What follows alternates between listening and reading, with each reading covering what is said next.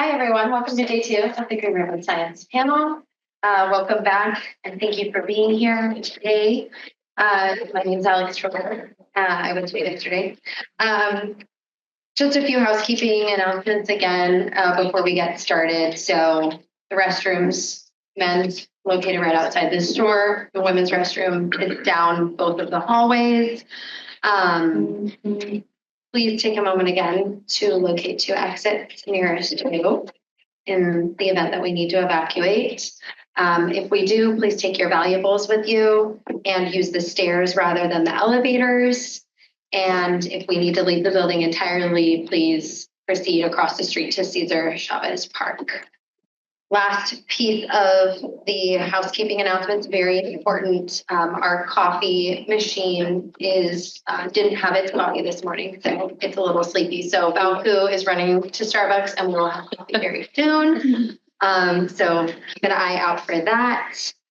And then again, today's Green Ribbon Science panel meeting is subject to the Bagley-Keene Open Meeting Act, which preserves the public transparency of the panel's discussions and decisions. So as a reminder to comply with this act, we ask that panelists refrain from discussing the agenda topic outside of today's meeting. With that, I think I'm going to just pass it over to Mike for some brief opening announcements, and then we'll jump right into it. Morning, everyone. Thank you for being here at 8:30 instead of 9 o'clock. Very well done. I appreciate it. Again, today, our meeting is going to follow a hybrid format. We have folks in person. We have folks online. We're going to try and make sure that we keep the panelists who are virtual involved. They did a great job at it yesterday, and I appreciate your patience with me making sure to call you out when you had a comment to make. We will keep that up today. Next, today, we're going to have an opportunity to hear from the public if they have any comments. Then we're going to have a series of presentations from SCP staff. They'll highlight various efforts into improving the program's process. We'll hear from Tom about SCP's alternative analysis process and lessons learned, as well as a discussion on the challenges of hybrid AAs. Afterwards, Rob, Hannah, and Ashley will report on the SCP's recent compliance and enforcement efforts. And then we will close this meeting at 12:30 is our goal. So that way, those of you who have flights this afternoon, who choose to try and beat traffic this afternoon, we'll give you the best shot possible at that. Hopefully, we'll do a great job getting that done. I think we did a nice job of keeping on time yesterday. I appreciate all your efforts to help with that. And then I'm also going to say we do have a note taker here. And make sure, and this is redundant announcement, but make sure you speak up so that they can take the notes, because there have been times when they haven't been able to hear and be accurate about that. And we want all of your comments to be captured. And so I'm going to hand it back to Alex now. Thank you very much. Thank you. It is time to open up for public comment again. So as a reminder for those who are tuning in, you can submit your comments to our email address, which is saferconsumerproducts@dtsc.ca.gov. Please include GRSP comment or question in the subject line, as we're going to be checking that live. And in the room, we have comment cards. I believe Xiaoying has them in the back. So if you have any comments to make and you are physically here, you can go ahead and grab one of those from her. We ask that your comments are directed to the panel and that they are focused on our agenda topics. And as another reminder, this is a working meeting, so the panel may be accepting the comments, but will not necessarily be responding to questions. And with that, we're going to give it a couple of minutes just because there might be a short delay for those online to give them an opportunity to shoot us an email if they have any comments or questions. So in the meantime, if you want to grab some water or a snack, go ahead and do so, and we'll bring it back in 2 to 3 minutes. I'm not seeing any comments in our email inbox. Did we receive any? Nope. Okay, so we can move on now and jump straight into the presentations. So I would like to welcome Tom Bruton, who is going to discuss the lessons learned from SCP's implementation of the alternatives analysis process. Alex? Yeah, that's well. That'd be awesome. And then So good morning, everyone. As you heard, I'm Tom Bruton. I am the supervisor of the Alternatives Analysis Support Unit here at SCP. Oh, there we go. That's one of 2 units dedicated to alternatives analysis these days at SCP. And my topic today is alternatives analysis lessons learned. To frame this up for you, we are now 11 years into implementing the Safer Consumer Products regulations. And we are now at a point where we have some experience with how the AA process can play out. I say some because it's not yet a lot, but we have had 8 priority products that have made it to the beginning of the process. And so we're at a point where we can begin to draw lessons learned from our experience and think about, consider ways that we might improve the process. Here's an overview of my talk. It has 3 parts. I'll start with a big picture look at some of the pathways that different priority products have taken through the AA process.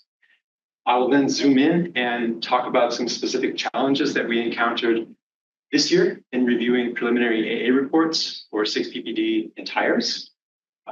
This was actually the biggest batch of AA reports that we've received to date, and so it's fertile ground for thinking about lessons learned. And then I'll end by throwing out a few ideas about possible solutions and improvements. So let's start with the big picture and talk about the SCP regulations. We show this figure a lot. You saw a version of it yesterday, and it depicts our regulatory framework as a 4-step process: priority products and then alternatives analysis. AA is featured prominently here, and that's in keeping with how we often talk about AA as a keystone of our program, something that makes us unique from other regulatory regimes. The thing that hopefully takes us from not just avoiding known chemicals of concern, but actually moving towards products that are safe. But I think it's worth noting that completing an AA is not the only pathway to compliance for manufacturers of priority products. The regulations actually allow for other options. And I know that most of you on the panel are familiar with this, but I think it bears repeating. The regs allow for manufacturers to remove the chemical of concern from their products, replace the chemical of concern with another chemical and tell us what that is, or remove the product from the California market altogether. And we do see manufacturers take advantage of these different options. In reality, the picture is actually more complicated because sometimes manufacturers will substitute chemicals before our regulations take effect and therefore avoid the AA process altogether.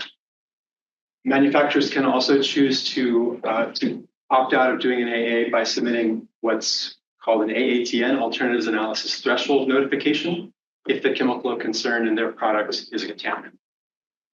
Another path that manufacturers can take that is not the typical 2-stage AA is an abridged AA. The manufacturer decides that there are no currently available safer alternatives. So my point with all this is that there are a lot of different pathways that manufacturers can take to compliance, and they end up getting us to different outcomes, actually. So this chart shows different submittals or milestones that we have and haven't gotten to for each of the 7 priority products that we have data for at this point. The 4 columns with all the X's and the check marks represent, well, the first 3 of them are documents, submittals that we can receive. PPN is priority product notification. PAA is preliminary AA report. FAA is final AA report. On the 4th column, reg response is not just a document, it's a process, so it's more complicated. But I think it's fair to think of all of these as milestones along the ideal SCP AA process. And what you see here is that we're not checking off all of these boxes all of the time. In 2 cases, we did not receive priority product notifications at all, and so we did not check any of our boxes. In other cases, we got part of the way through the process, but not all the way through the process. And in no case so far have we gotten to a final AA. But we do expect that to change in the next year or 2 with 6 PPD and tires.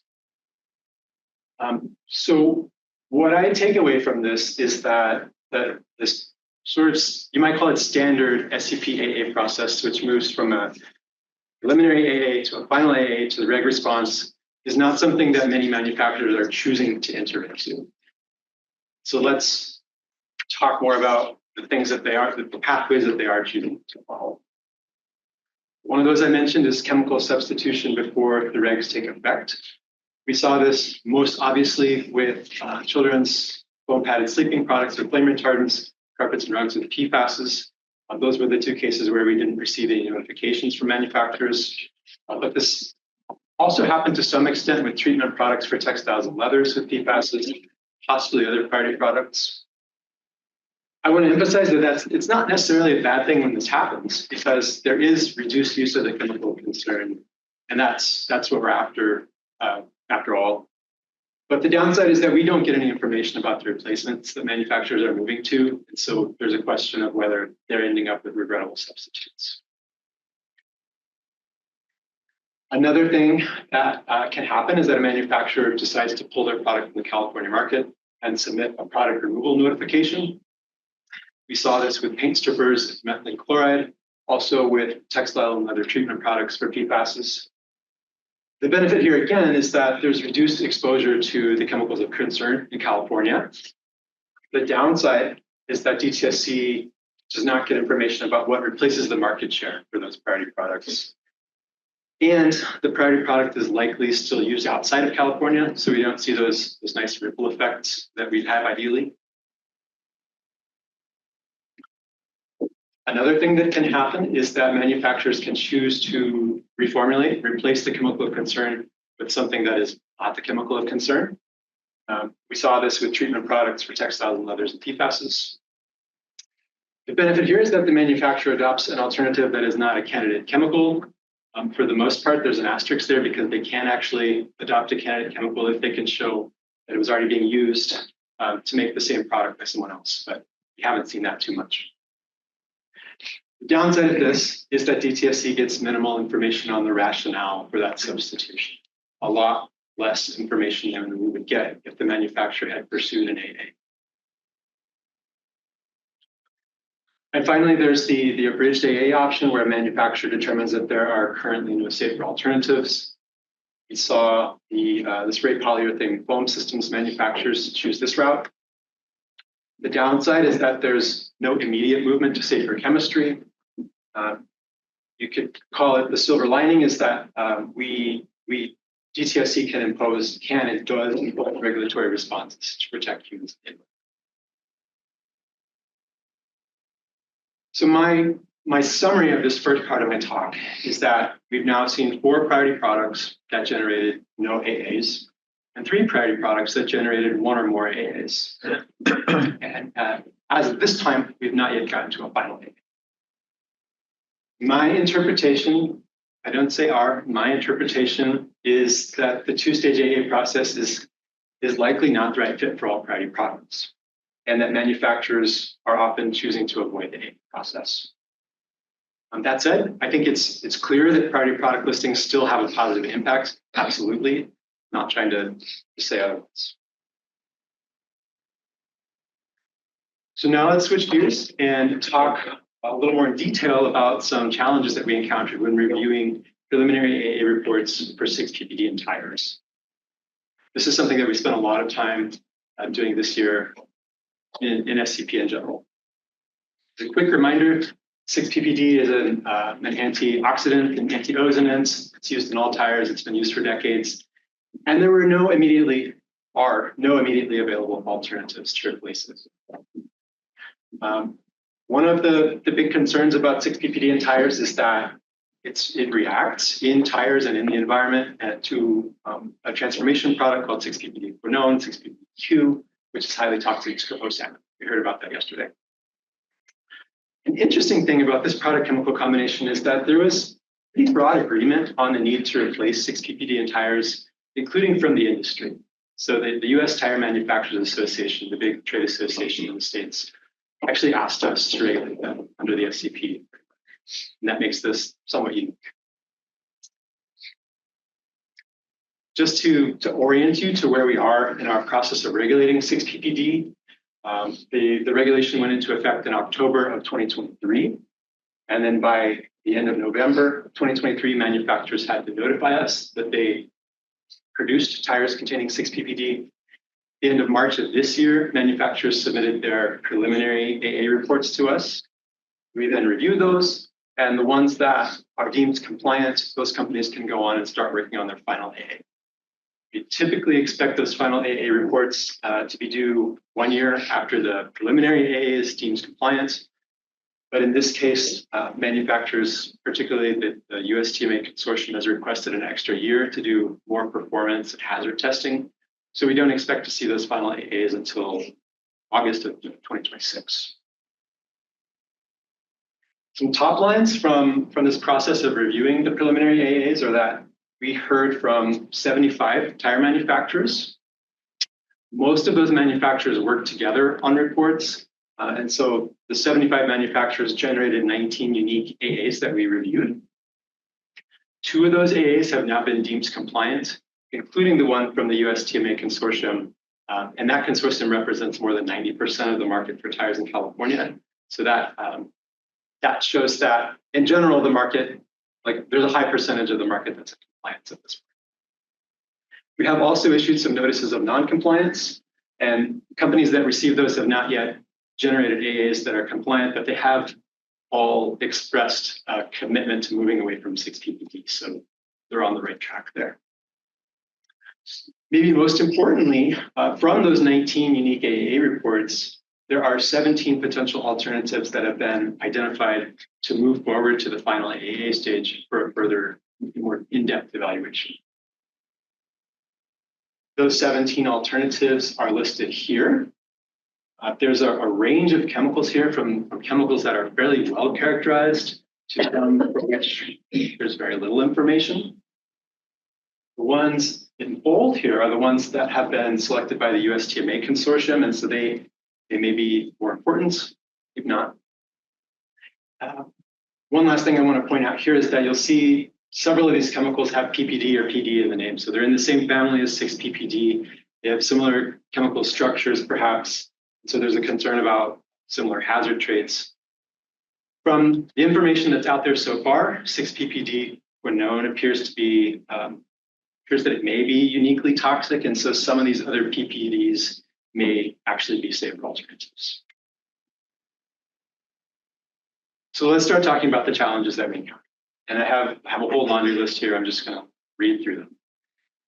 Number 1 was uncertainty around the workload. This was a big one for us. It was hard for us to plan our staffing without knowing how many reports we would receive. And we tried. Kelly Grant, who was project manager for this, tried really hard to figure out how many AAs we would receive. But in the end, we just didn't have that much visibility into the tire industry. So we had to plan for the worst case scenario and pull in resources from across the SCP program, not just the AA team. And that impacted the timeline for other SCP projects. Number 2, the workload was large. Spent 1,900 hours reviewing the initial round of preliminary AAs. We spent something like 1,200 hours to review the first round of revised preliminary AAs. Some of these companies' submissions are now on their 3rd and 4th rounds of revisions. So it's been a lot of work. And as we look to the future, as more and more priority products are listed faster, AA review may put an increasing strain on SCP's resources. That's something that we're concerned about. 3, there were numerous inadequate AAs. Some might even say woefully inadequate. Some of the reports were just a few sentences long at the first iteration. Many alternatives were not adequately compared. This led to the multiple rounds of revisions that I mentioned earlier. Or There was difficulty in communicating with some of the responsible entities that are located outside of the US. Some of them were unable to even see our website, receive our emails, or access our submission portal. There was language barriers, time zone differences, and all of this just added up to friction that made the process harder. 5, there is supply chain complexity. It's surprisingly hard for us to answer the question of who is an RE at some point, or in some cases. It's also hard for the REs themselves to know who is an RE. We came across unclear relationships between different companies where parents and subsidiaries were submitting the same report or different reports, joint ownership, all kinds of edge cases like this. 6, it was administratively challenging to track, review, and issue notices for reports from what started out as 84 companies and what ended up being 75 companies after some consolidation. I think that change in the number speaks to the complexity of this in itself. So there were many companies, there were multiple rounds of review, and that led to lots of deadlines for us to track. I'm happy to say that we met all of our required review deadlines, and that's a testament to the staff working hard, but it was difficult. 7, ensuring consistency in review. There were too many reports for the same team to review them all. There's a wide variety of quality in the reports, and different review teams can reasonably come to different conclusions about the same report. So ensuring consistency in review is something that we had to grapple with. 8, REs have a hard time with the concept of relevant factors. That's a big part of the AA regulations. This was the section of AA reports that was deficient most frequently. And I mean, to be fair, this is a complex section of the regulation, even for those of us who are in AA all the time. Part of this was that there's little relevant data available for many of the factors. Many of the factors are unlikely to be relevant unless the alternatives being compared are really different, and often they're not. And so it's just a point that we had to be explaining to the REs a lot about what it was that we were looking for and what the bar was that they had to meet. 9 is plagiarism. You may or may not know that the use of previously completed AA is something that is allowed by the regulations.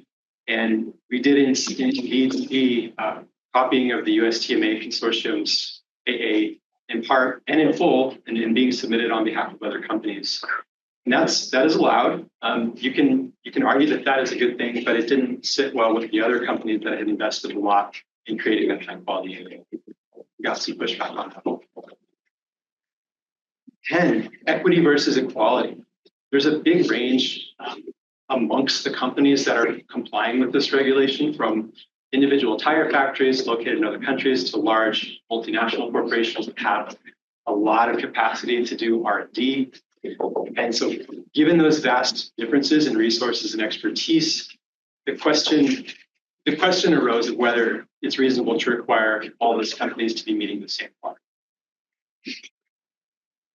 And finally, some companies are just generally unfamiliar with AA thinking. This is something that we heard about from the panel yesterday. A lot of manufacturers look to regulatory agencies to tell them what to do, and instead we're asking them to tell us what the best answer is, and that's a different kind of question. And when you layer onto that some of the communication challenges that I mentioned, it just meant that several of the companies had a really hard time understanding what it was that we wanted them to do. A couple of last points that I wouldn't classify as challenges, but lessons learned. One is the value of consortia. We found that the pooling of resources and expertise amongst the companies produced higher quality AAs. It allowed us to communicate earlier and easier with the REs, and it reduced the number of reports for us to review and obviously made our workload more manageable. A second related point that it maybe is specific to the case of 6PPD and tires, but it's still interesting, is that most of the small companies plan to follow the consortium. They told us they were clear. We don't have the capacity to be doing this kind of R&D that you're asking about, and we're just going to do whatever the consortium decides. And so given that, you could ask whether really make sense to be requiring these small companies to produce their own AAs. Switch gears one more time. Possible improvements. I'll call these ideas for consideration, and I use that language deliberately. These are not things that we're pursuing formally. It's meant to just see brainstorming with the panel here. One is encouraging consortium AAs. Two is an idea we're calling collaborative AAs. Hybrid AA is another way of saying that. And that would be us taking on some sort of greater role in performing an AA. And then three, we call it consider other options, not presuming that all priority products should go to the two-stage AA, and being more explicit about where we think that maybe it makes more sense for them to go. Let's talk more about these. Encouraging consortium AAs. The benefits we see of this are, again, that pooled resources amongst the companies doing this work can create higher quality AAs. We think that it streamlines the process and can make our workload more manageable, which is a big deal. Possible challenge with this is that consortia, especially if the consortia are dominated by the big players in an industry, may be less receptive to novel alternatives. And so the total number of new alternative ideas coming up may be less. I'm not sure we're really seeing that in practice yet, but it's something we want to keep in mind. There's a question of how best we can accomplish this. One way would be to just message it early and often that this is something we see value in, both for industry and for DTSC. Another possibility would be something more formal, changing the regulations to allow us to mandate consortium AA in some or all cases. Just an idea. Another idea is collaborative AAs. This idea of DTSC taking on a greater role in performing the AA. And I think that we heard a little bit of discussion yesterday that was inching in this direction. We've come up with a couple ideas for how this could work. It could be DTSC doing more of the upfront work and then handing this off to the REs to finish. It could look like us doing a deeper dive during the profile stage to spell out more explicitly, and in some cases narrow down the scope of comparison factors that have to be included in the AA. It could look like DTSC preparing some kind of partial AA report that the REs must then complete with information on alternatives, performance, economics. Or there could be a process that has more back and forth and iteration between DTSC and industry. Either of these approaches could include input from interested parties beyond industry in a way that is more substantial than happens in the current process. The benefits we see to collaborative AAs are that they could lower the burden for REs of doing an AA, allow them to focus on what they know best, like performance, cost, what alternatives should be considered. It would allow DTSC to take advantage of our expertise in hazard and exposure, things like this. It could reduce the time that we spend reviewing inadequate reports, and it could allow us to plan our workflow better. Some challenges are that it might just be impossible for us to do a lot of that upfront work, like figuring out what comparison factors are relevant, unless we know the full scope of alternatives that are at play. It may require us to do a rig change, and there are probably trade-offs that we're unaware of or not thinking of yet. Finally, considering other options.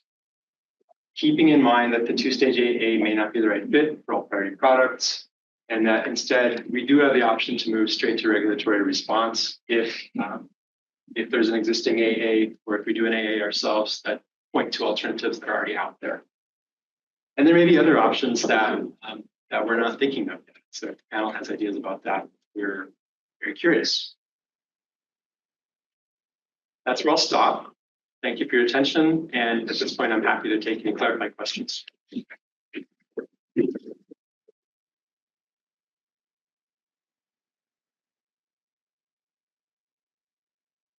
So does anyone have any clarifying questions for Tom regarding the presentation? And I see Molly does have a clarifying question, so go ahead, Molly. Great. Good morning, everyone. And Tom, wonderful presentation. So much food for thought for all of us.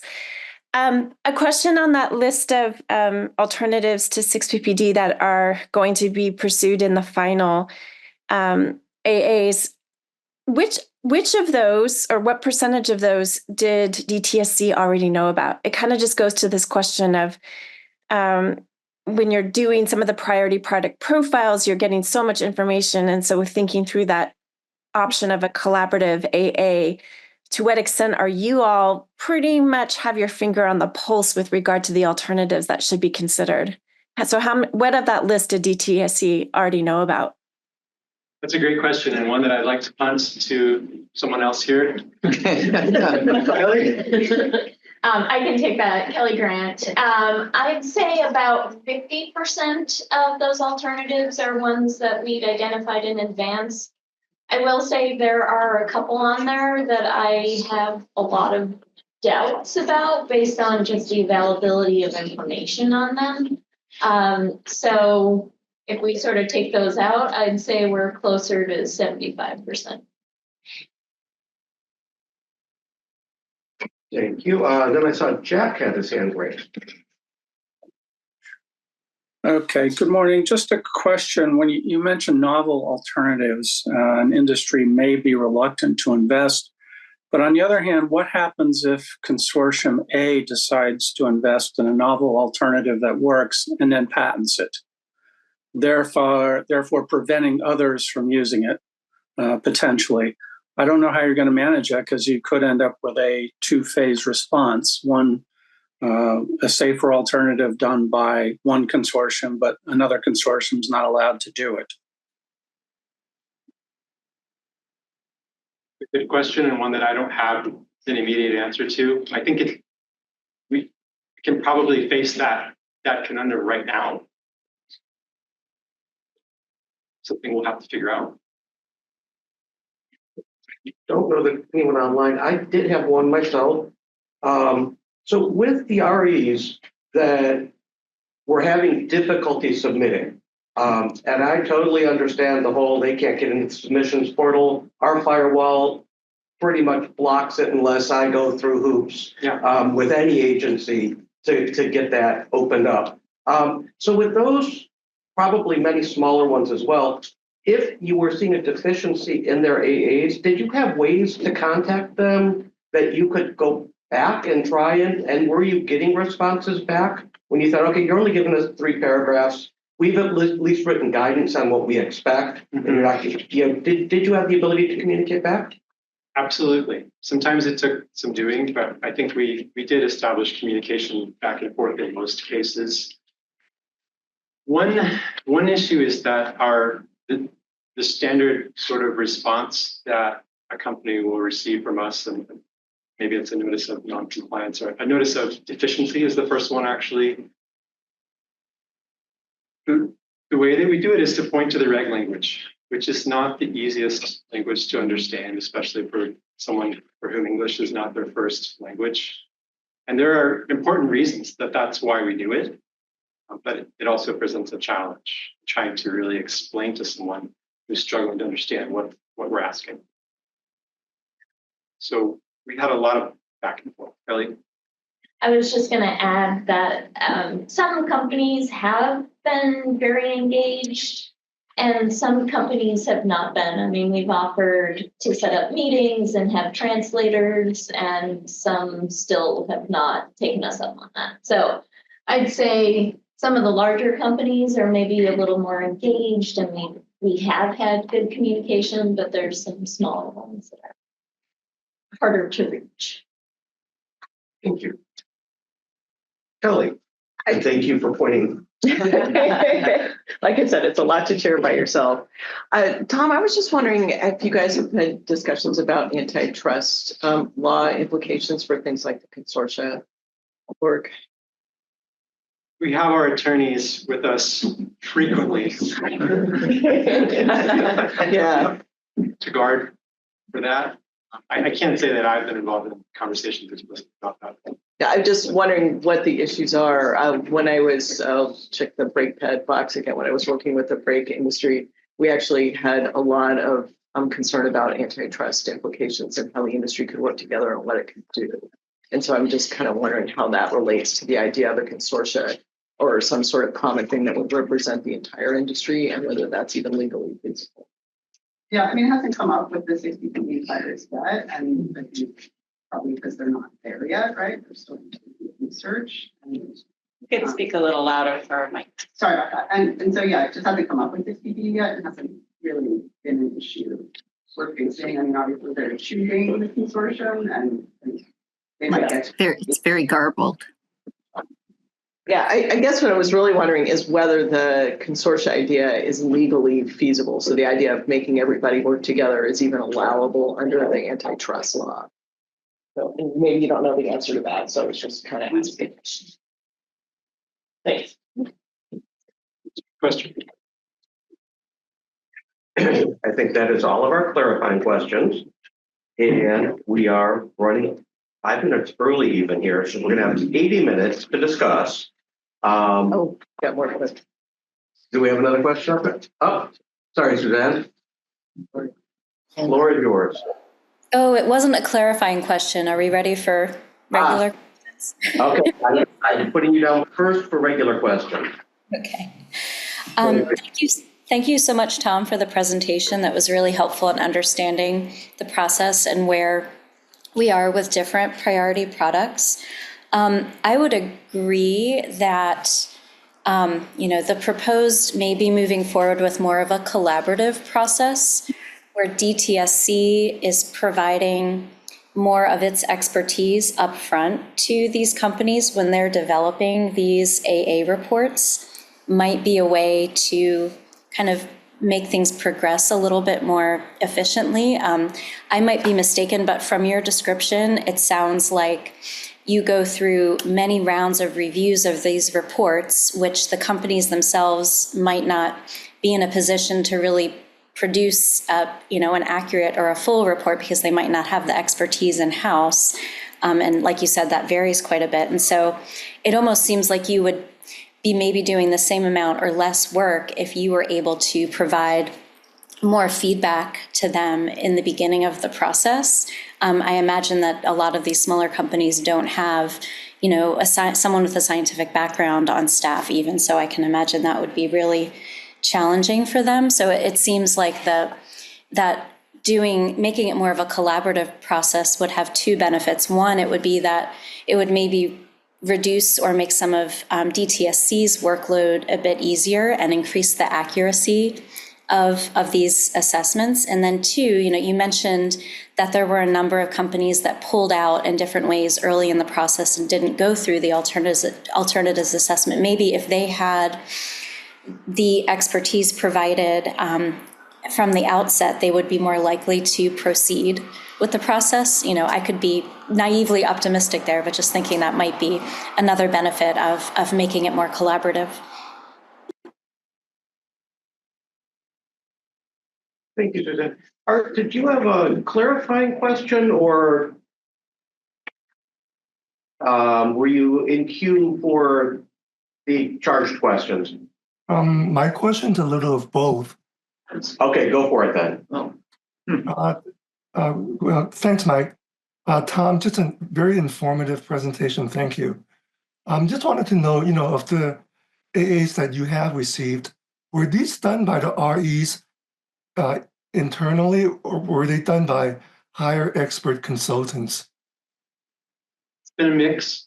So for the first two priority products for which we received AAs, that was paint strippers with methylene chloride and spray polyurethane foam consultants were hired by the industry to do that gradient. It's actually the same consultant that did those two and did the 6 ppd AA for the US TMA consortium. In the case of 6 ppd, we had a number of smaller companies that chose to do their own AAs.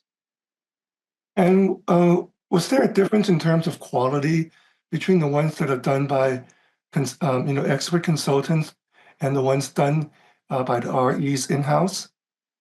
Yes.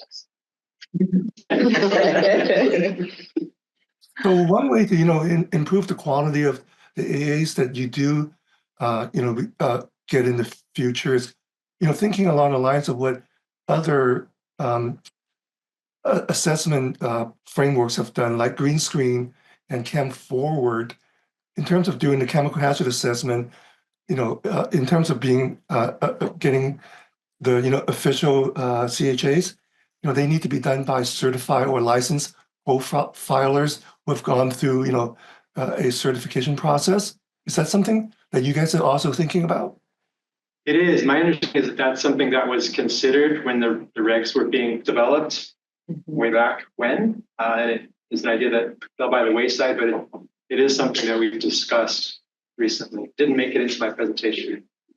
Yeah, and that's, and you won't have to start from scratch on that, because Molly and I, well, I'm going to say Molly Jacobs, can talk about A4 actually thinking about and developing such a certification process for professionals in AA.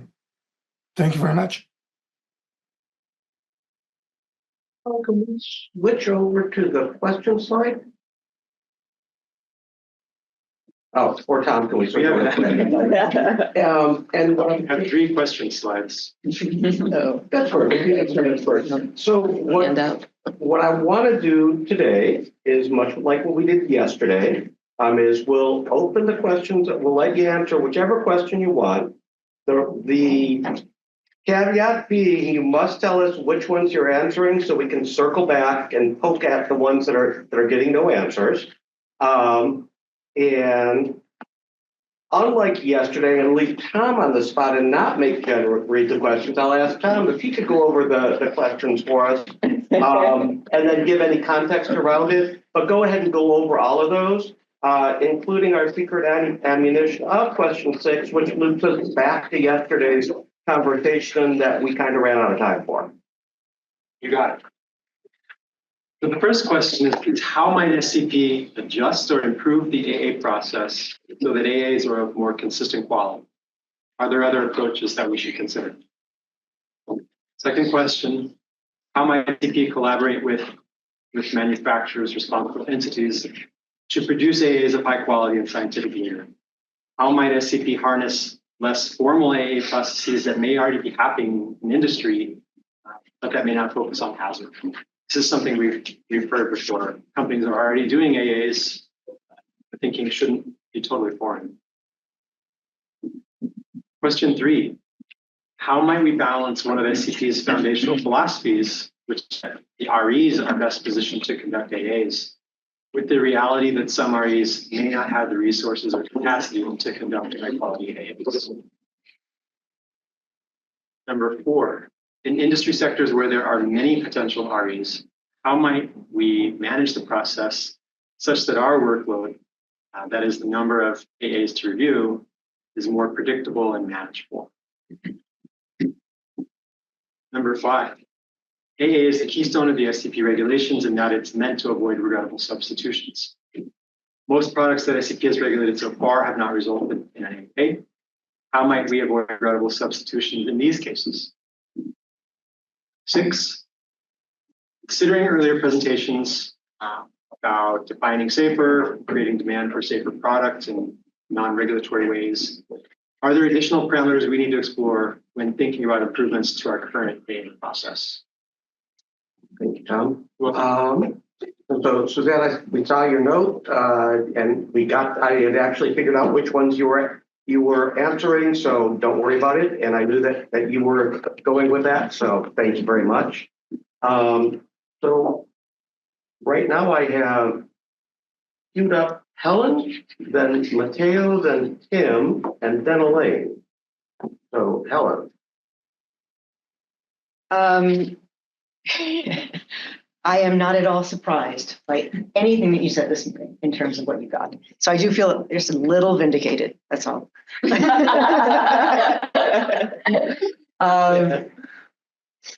I think that your suggested solutions are very in line with what is likely to kind of work with the regulated community. So some things that tend to be successful are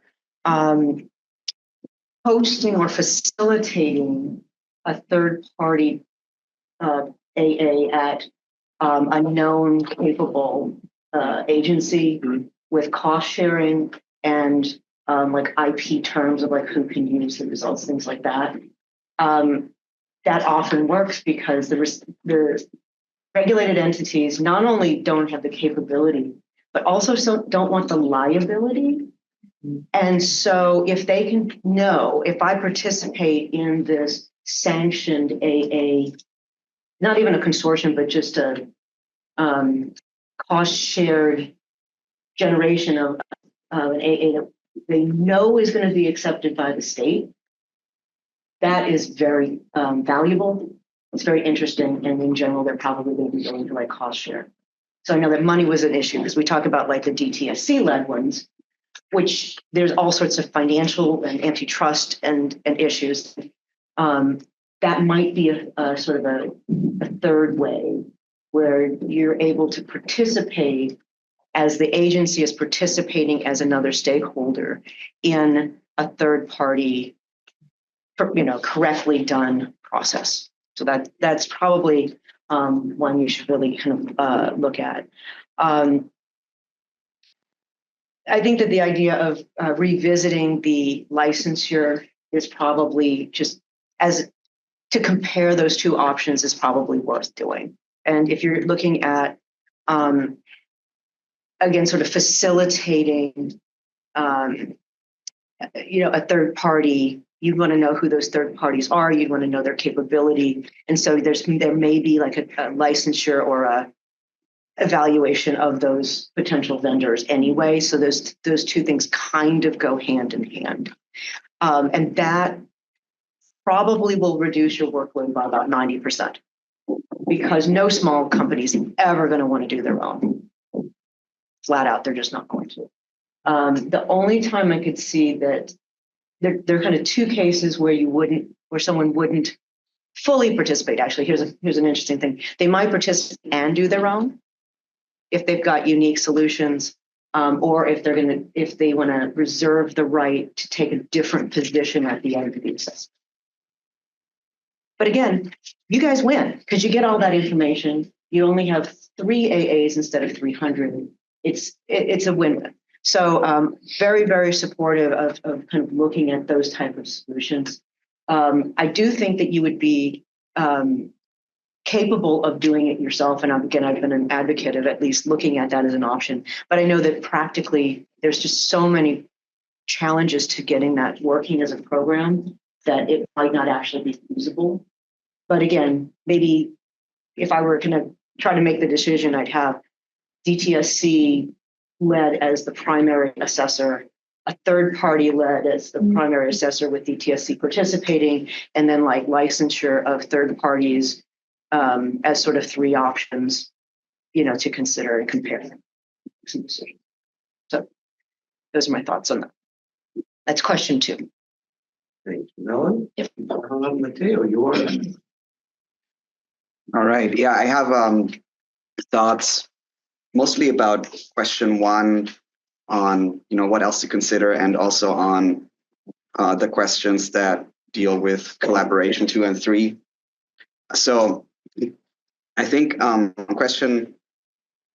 first of all, I think alternative assessment, right, is a complex process with, different discrete steps in it. And I think it would be helpful as you're kind of taking these lessons learned in and rethinking, how to structure it, to really break it down into the different steps and not necessarily, see like one entity, one stakeholder has to do the whole alternative assessment, and then it gets revised and then it gets finalized. But what are the steps, and for each step, who's the right owner, which stakeholders need to be involved, right? So, for example, identifying possible alternatives, right? Like that's something that maybe the department can do some research on, but ultimately industry is probably better positioned to know what's out there. The hazard and risk assessment is, a different step. Once you've identified the alternatives, that's a separate step, and probably makes more sense for DTSC to take more ownership of that, or to bring in qualified third parties. And so I think, I would recommend to break it down into these steps, have clear clear owners for each step. Again, like if you want to make it more collaborative, I think you need to decide like what is that kind of collaboration going to look like, who's required to do what, and then also, you know, provide, as I think was mentioned earlier, options, right? Like at each step, you know, RE can choose to participate. If they do participate, this is what's expected and this is what would happen. If they opt out, then the consequences are that they would have to live with whatever the others that choose to participate provide. So I think you know, break it down to steps and then standardize each step as much as possible. I think AA is still, you know, evolving, you know, not very mature, like well-defined kind of practice. There's not, you know, a lot of standards out there. DTSC can only do so much in fostering the development of those standards, but in as far as you can, you know, get more prescriptive with, you know, the elements that you want to see in each step, the type of information that you want to have, create templates, right? Like I think that'll help with question one on quality. Yeah. So just to follow, weren't you guys working on templates? I know we've talked about templates. Templates and an AA guide. More templates on the way. Yeah, and probably more granular, right? Like for each step, right? Like Yeah, the AA guide is like 300-page document. It's very, very comprehensive. And then we're trying to make some quick start and simpler versions of it as well, given our experience. But I think the language barrier and the lack of understanding what an AA really is are two of the big impediments to getting good ones. And we're going to see this over and over again. I think, you know, tires, it's in many ways like they're at the table. So it's actually more obvious what the problems are. But in other sectors like nail products, et cetera, we just haven't had the interaction or engagement from the industry. So we didn't quite know what was going on over there. We didn't get PPN, we didn't get priority product notifications from almost anyone. Rob is going to talk more about that later. But with tires, because they were actually actively engaged, we had some more understanding of what the problems are now. Okay, excuse me. So I have Tim next and then Elaine on deck. Thank you. So this is, so I want to answer I want to say something about question 0 and question 1, and then I have thoughts about the others as well, but I really wanted to hear what people say, because oftentimes hearing what other folks say really informs my thinking. I say question 0 in the sense of, you know, I wonder how many of these sorts of issues you're facing, and you probably thought about this, are sort of growing pain issues, not to diminish them, but to say that we're on a journey, we're not at a destination yet. So these are like really the first serious sets of AAs you're getting. If you think back to like the early years of any program like Superfund or Title V permitting in the air, it was like chaos and people didn't know what to submit, and even sophisticated parties were sending stuff in. So I think of some portion of this, I think maybe could be kind of in the moment, these seem like they are real problems, stresses, like the workload stuff and how do but I think some of that will dissipate as everybody learns, you guys and other parties, and what seems like, you know, making decisions about relevant factors now seems like just, you know, this morass. My guess is in 4 or 5 years, people are going to pretty much have it figured out. And I do. I believe that, but I do. I think it's going to happen. People are very adaptive that way.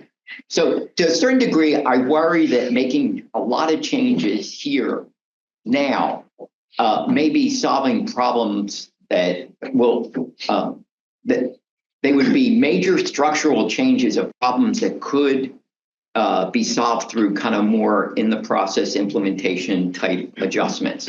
So I would not necessarily like make big moves that move away from what are defined as foundational or kind of a big structure until you're sure what you've got here is a structural problem and not a learning problem. So that's one thing. So that's my zero thing. I did want to say something quickly or briefly on the first question about how might you adjust this. And it's funny hearing the suggestions and Art talking about certification and licensing. It's like, hot tub time machine. We're back to the first set of regs and the second set of regs. Remember this, where we spent, we spent all this time talking about who should do an event. And I will say, I also teach this program in my class on regulatory learning. And what I do, I have a section on commenting on the regs where I go back to the first set of regs and students review the comments that came in. And one of the issues we look at is who should do the AA.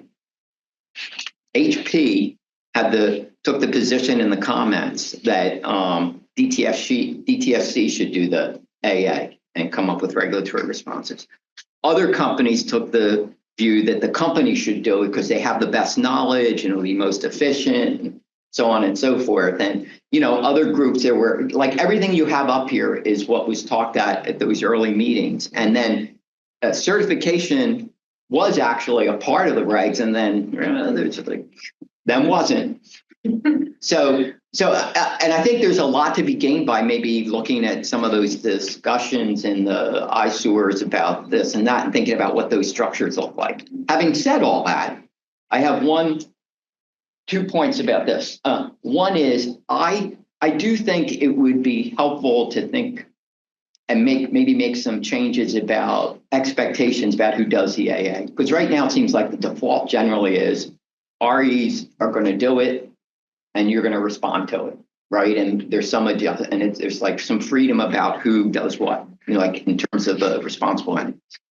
I think it would be helpful to have a program where you had a menu of AA approaches, like who does it and how. And then you select which of those will apply based on the context, because it's like not every I don't think every AA is going to be complex. I mean, they'll be complicated, but I'm not sure they'll all be complex in the way that, there'll be chaos around it. Some of them will be less complicated. Others won't have a ton of manufacturers. They'll just have a few. And so I think maybe spending some time thinking about the models that you're thinking about, who does the AA, and the fit, when they would be appropriate, and then seeing if that could be kind of built into a policy about in advance, knowing about what you're going to want in terms of who does it. All right. So, and here's a couple examples. I think about it from the Superfund model, even though I know there's real differences. So in Superfund for cleanups, for folks who aren't familiar with this, for a Superfund site, the responsible parties, they're going to be liable for doing all that work and figuring out, but they don't figure out how to do it. They're involved in figuring out how to do it. But the ultimate decision is with the agency, which is similar to what we have in this program. You make the regulatory response. Generally, I know there's differences, right? I'm just simplifying a little bit. So there's different ways the decision about doing the analysis and the decision about doing the cleanup is done.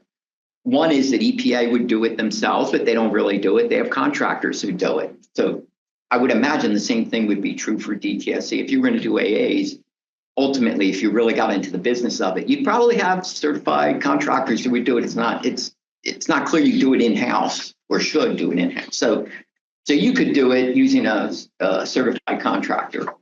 Or in Superfund, a lot of times potentially responsible parties form a group, a consortium, and they do the study. And how do they do it? They hire a contractor, right? So that could be the other one. Or parties can decide not to be part of a consortium, and then they do it individually. Or they let EPA do it. And if they do it individually, they should probably have a certified contractor doing it, not doing it in-house. So you got 3 models there. And it could be that, you look at it and you say, look, we think a consortium may not happen here, so we're going to perform it. But if anybody wants to do it, you go ahead and it or form a consortium. So I think there's ways in which you could kind of, the stragglers who don't want to do it, don't want to be part of the consortium, maybe you do it or you hire somebody to do it. The big issue there, of course, is how do you pay for that? I don't have an answer for that right now, but maybe later. Okay. I'm sorry for talking so long, but I just wanted to kind of get it all out while I was thinking. No, absolutely. Can I just respond to the 4 or 5 years we'll sort it out? One thing that we have to remember is that each time that there's a new set of REs, they're starting from zero. So the department has experience, but each new set of REs doesn't. May I just respond to that? Absolutely. Okay. I think that what's going to happen over 4 or 5 years is there's going to be a whole industry of people who do AAs. And my prediction is in 5 to 6 years, no individual company or very few individual, especially small ones, are going to do it. They're going to go to this industry of people who do it. And those people are going to be very knowledgeable about it. So that's when I say 4 or 5 years it'll get sorted out. I don't mean like this small business will have figured it out. I mean, the third parties who actually do the work, just like risk assessors now. Risk assessors have sorted a lot of things out now that used to, everybody thought was so complex we can never make decisions. And now they do it and they have, templates for doing it. So that's what I think. I don't think the companies will, but I think if you build a model like this, you're going to have more than just Gradient doing AAs. Not that they don't do a good job. I'm just saying. Yeah, sorry. But no, I think that part of why you couldn't really have done the certified assessors 10 years ago was because there weren't any. Right. Yes. And we talked about the capacity building many times. I It's agree like, with you. now we're at a point where we can even have the conversation again. And what does it look like? I'm a little more cynical about why I didn't. I think that was one reason. I think there's other reasons. There were other reasons. Yeah. Okay, and thank you both. We had talked yesterday about it. If you had an immediate response to someone or wanted to clarify what they were saying, and you've both done that appropriately, thank you very much. So reminder that I'm okay with it. Okay. And also thank you, Tim, for pointing out that you had more to say, but you wanted to hear what other people say. Everyone can take multiple turns. I expect you to do so. You're not off the hook just by saying something once. So I appreciate you bringing that up, Tim. I have currently on my list Elaine, then Molly, then Julie, then Kelly. So Elaine, you are up. Thank you. So super interesting discussion. I guess because I think a lot of really good things have already been said. One thing that I am struck by is sort of what I see is a little bit of a disconnect between the goals of needing to implement a regulatory process, which this is, and the goal of stimulating innovation. And I'm just seeing a disconnect. I won't sort of go into my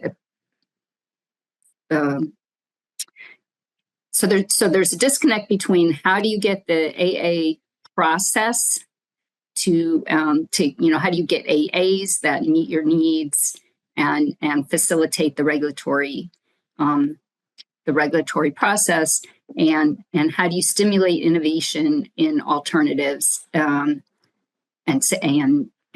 resulting have safer products. And the AA, when you look at sort of the goals, or I'm trying to read over and over, and I don't always retain all the legal language, but there's a lot of language about incremental improvements, which also is sort of a disconnect between innovation and what is it that would come out of any individual product, chemical product category, and the outcome of the AA. So that's one thing I'm noticing. And then the other thing I'm noticing is that this really, so you have these long lists of relevant factors. So, well, first, just on the REs and the philosophy about their best able to conduct the AAs. I mean, that definition of who is an RE is spectacularly broad. And I think that's what you're bumping up against, is that clearly they are not all in the best position. Some of them have no idea what's in their products and don't really want to know. They just sell products. So then in terms of like, what is this AA process?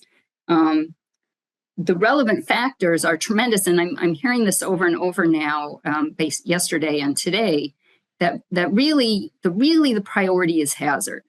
I mean, I'm not really sure why that isn't just put out there. I mean, that's the priority. That the discussions, the things that are being emphasized are hazard around the chemicals.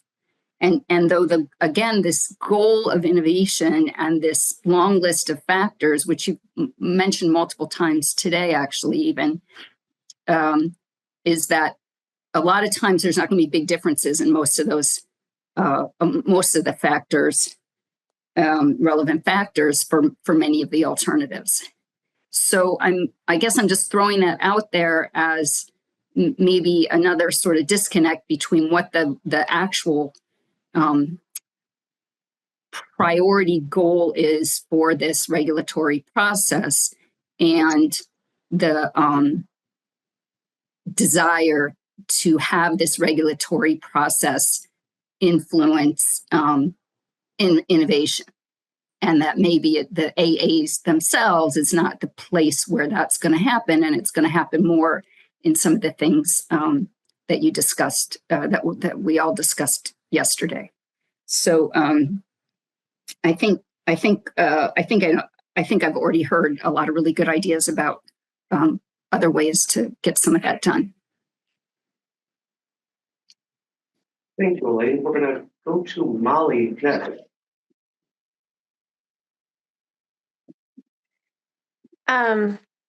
Love this topic. I am so vested in this program and the belief that we do need to have industry, do these assessments to get us to better places. So I say that disclaimer up front. But in terms of question number one, building off of what Matteo said, I want to, and I guess some of the original discussions early on with this panel in terms of capacity building, I mean, I think we have to go back to the reality that we're dealing with adult learners, right? And each of us in this stage of our lives learn differently in terms of absorbing new information. And so, yes, a 300-page guidance document might not be the best source of learning for someone. I think templates is a great idea, boiling something down to what people need to really think through and fill out. I want to point you to, we had a project with the European Chemicals Agency to do training videos on assessments of alternatives. Again, people learned orally, like how do you break down this process? So I saw that there are a number of videos that the department has completed in terms of compliance, but there's not a real video on the alternatives analysis process. So maybe look at what I could put a link in the chat on the Zoom site for these videos. They're available on YouTube. There's like 6 different modules. Not all of them correspond directly to the AA process in California, but it's a model that can be adapted. I think training videos could be helpful for adult learners. And again, informed by the lessons learned in this process. So, what are the key elements that REs are needing to focus in on? And so focus the videos in on that. There's just the complexity is too big here. And so we just need to figure out how to boil it down to the essential components of what you're expecting to have to hear from the RE, and giving them kind of the capacity building infrastructure and tools to support that going forward. Videos also, you can do the closed captioning, right? So it can be more available to people with different languages. So just an idea there. There's also something emerging out of the whole A4 sensors of excellence, which is this notion of codes of practice. Again, learning from this approach, what are the essential minimum requirements, not to reuse that word, that we're needing to see fulfilled in any one of these AAs. Having that be transparent, explicit, I think will also just, help this whole field going forward. What's the minimum that we're needing to see out of these analyses that we would say are not just compliant, but have fulfilled the requirement of an alternatives analysis, have met the goal of an alternatives analysis. It's not just compliance, but going back to Elaine's point about what's the goal here? Like, do we see that these analyses are sufficient enough to move us towards that goal? I really like the idea of a more collaborative approach, and I think there's an interesting natural experiment that we can look at now with how California has tried to carry out this regulatory alternatives analysis process, and also how Washington State does it, right? Washington State conducts their own analyses and puts the expectation, and gives out the information to the regulated community. And, I think we can have some sit down conversations about how well that's gone. What are the open wounds as a result? I mean, I know one of them, you put the information out, but you have no idea what industry is actually going to do with it, or what they actually transition to. So it's kind of the same problem that we're seeing in the earlier stages of this process. If they go ahead and substitute, but you have no idea what they're substituting to, is that helpful? And I think that is something that we're having to deal with and Saskia can tell us otherwise from the Washington context. But the more collaborative model where we harness the strengths of what DTSC can do. So even if it's in the development of the priority product profiles, and you're doing some initial hazard assessments of some of these alternatives, make them public. Post the assessment, post the chemical hazard assessment to the IC2 site. Try to expedite some of this, for the REs, and show examples of how you're thinking about it, which also mimics for them how they need to think about it. But I do like Tim's idea of thinking through a menu of models to go through. And I think a hybrid approach might be the preferred approach, because there's complexities with DTSC expecting REs to do everything. We're seeing those problems. I think with the Washington model, we see problems there. And so maybe a hybrid approach is the approach that we need to go to. Consortia, I also think, is a way to definitely reduce the workloads. We see in Europe with authorizations for applications, ECHA is dealing with the same exact thing. They have to deal with over 150 authorization applications for hexavalent chromium. And these are individual companies versus having consortia. So they too want to push the consortium route, because it limits the number of applications for authorizations that they have to review. So it's definitely a numbers game, a capacity game, and the more consortia that they can support formations of, again, having to navigate questions of antitrust. But in general, most companies aren't necessarily competing on the chemicals of concern. It's a shared need. They compete on the performance of their product, not necessarily on the chemical concern. So if it's a shared need for change, there may be more willingness to engage together, which I think is what we saw with the 6PPD and the USTMA consortia being formed. All right, I've said enough, but lots here. And I really appreciate, Tim, your comment of, don't change too much the structural foundations of this, because I think there is a lot here that's just a learning process that we have to adjust to, but not dismiss the foundations of what is really good in this program. Thank you, Molly.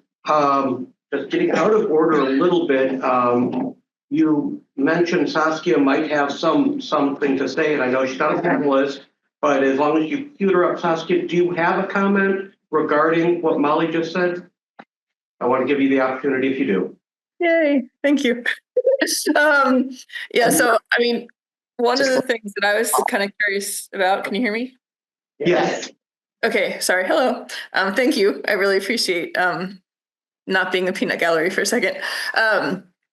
One difference that I see between Washington and California related to this is that Washington actually communicates some chemicals that they identify as safer, right? And safer, feasible, and available. So even though you don't know what the companies are going to switch to, there is a communication of safer. And this is where I think the voluntary polls can help with that kind of transition to safer.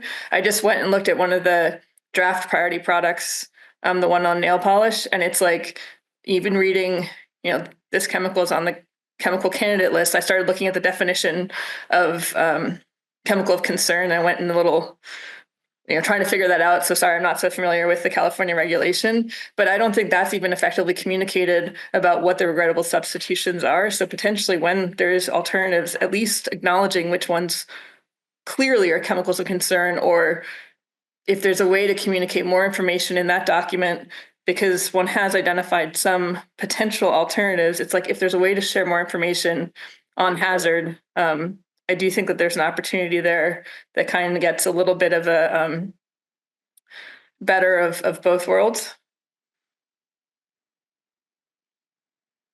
So thank you. Thank you. I have Julie next. Right, thank you.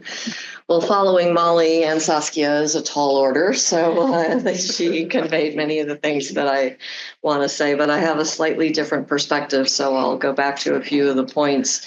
I think, as Saskia also said, and Molly said, I think that the fact that DTSC has invested resources to do a lot of research already on alternatives and hazard assessment, you should get as much value out of that as you possibly can. So whether that's making it public or making it part of a foundation for an AA for the REs to use, it seems silly to just hide it away in your own archives.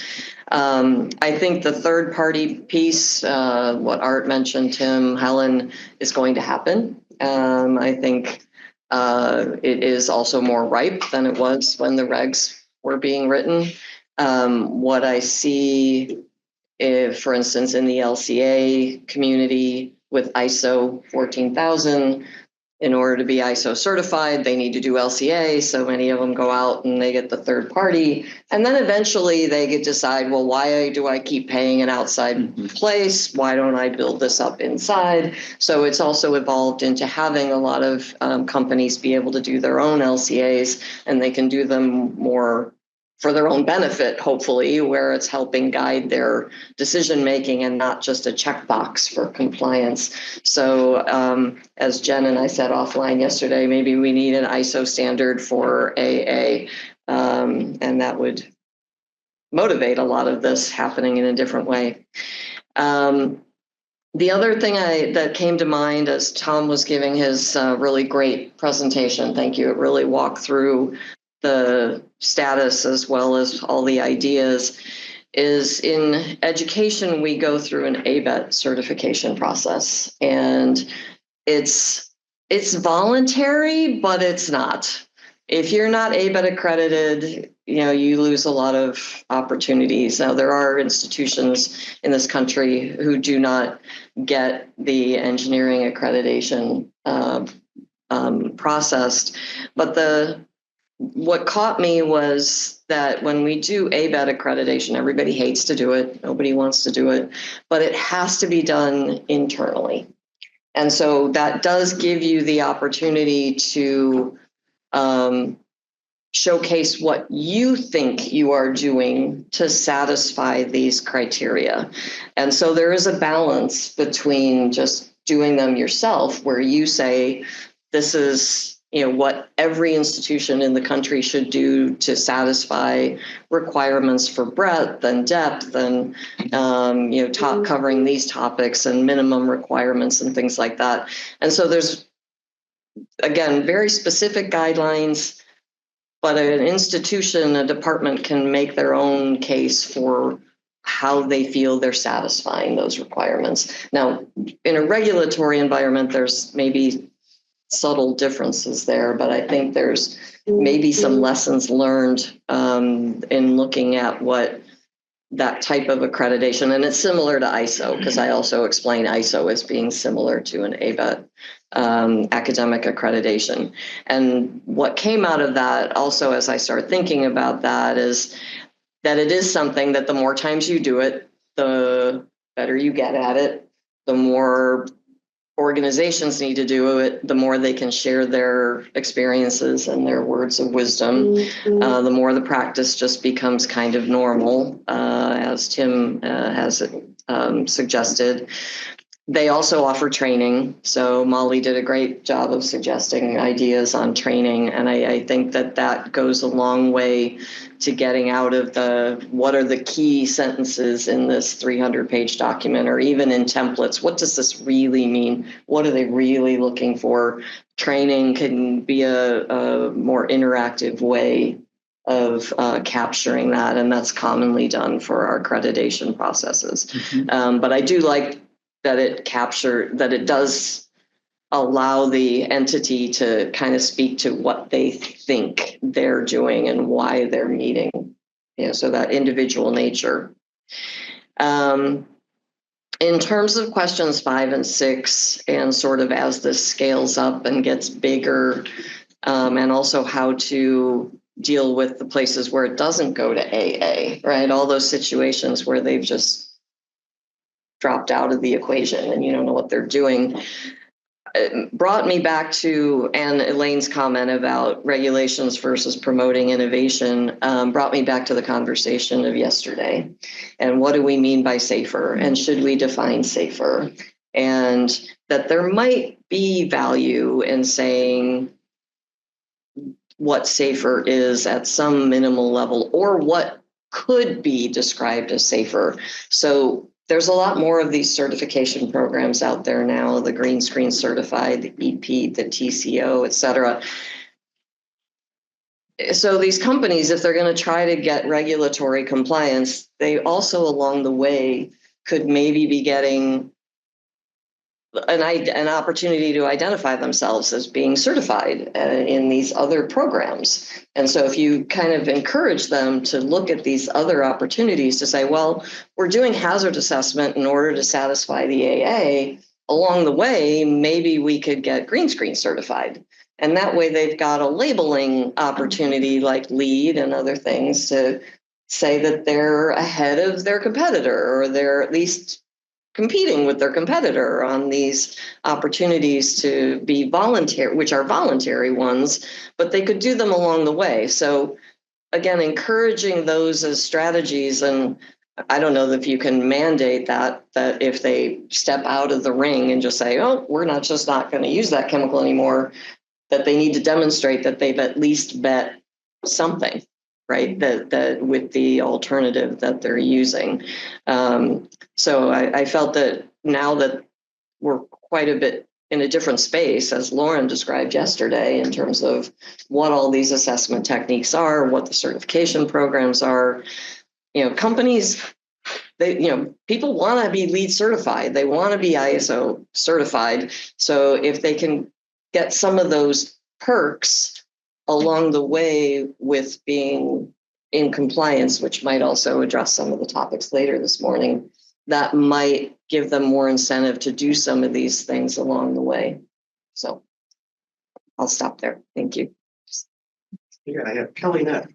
Yeah, before I go, I don't know if Tom would feel comfortable being at the table, but we're all kind of looking over at you at the back of the room. And we're very connected here at the table, if you're willing to come here. Thank you. And I did kind of want to start with a thank you to Tom and the staff team. I really appreciated not just this morning's presentation, but the fact that you've been out there communicating about these issues as you've been learning the lessons. So I've been at multiple meetings where these issues have been raised, and that gave me some time to ponder them before the meeting. And I think it's giving everyone else some time to ponder them. So I want to congratulate you all on continuing to examine how the program can be improved and what you can learn and so forth. So I feel like our conversation's only adding to something that we've already been doing for a while. And I'm just really excited to be able to contribute a little bit to that, and also to see the program doing this kind of stuff at a management level, at a staff level. This is really cool. So thank you. And I have to admit that when I have been seeing these themes, I've been thinking a lot about the early days of the reg development and how we spent a lot of time arguing about some of these things. And I have a list of regrettable decisions from the final regs. So that there was the first version of the regs that got thrown out, and the director at the time actually called me and said, "Okay, Kelly, you get your wish. We're not doing this." And then we came back, and I think the department did a much better job with the current regs. So I was a lot more happy. But there were a list of things I said, we're going to regret them.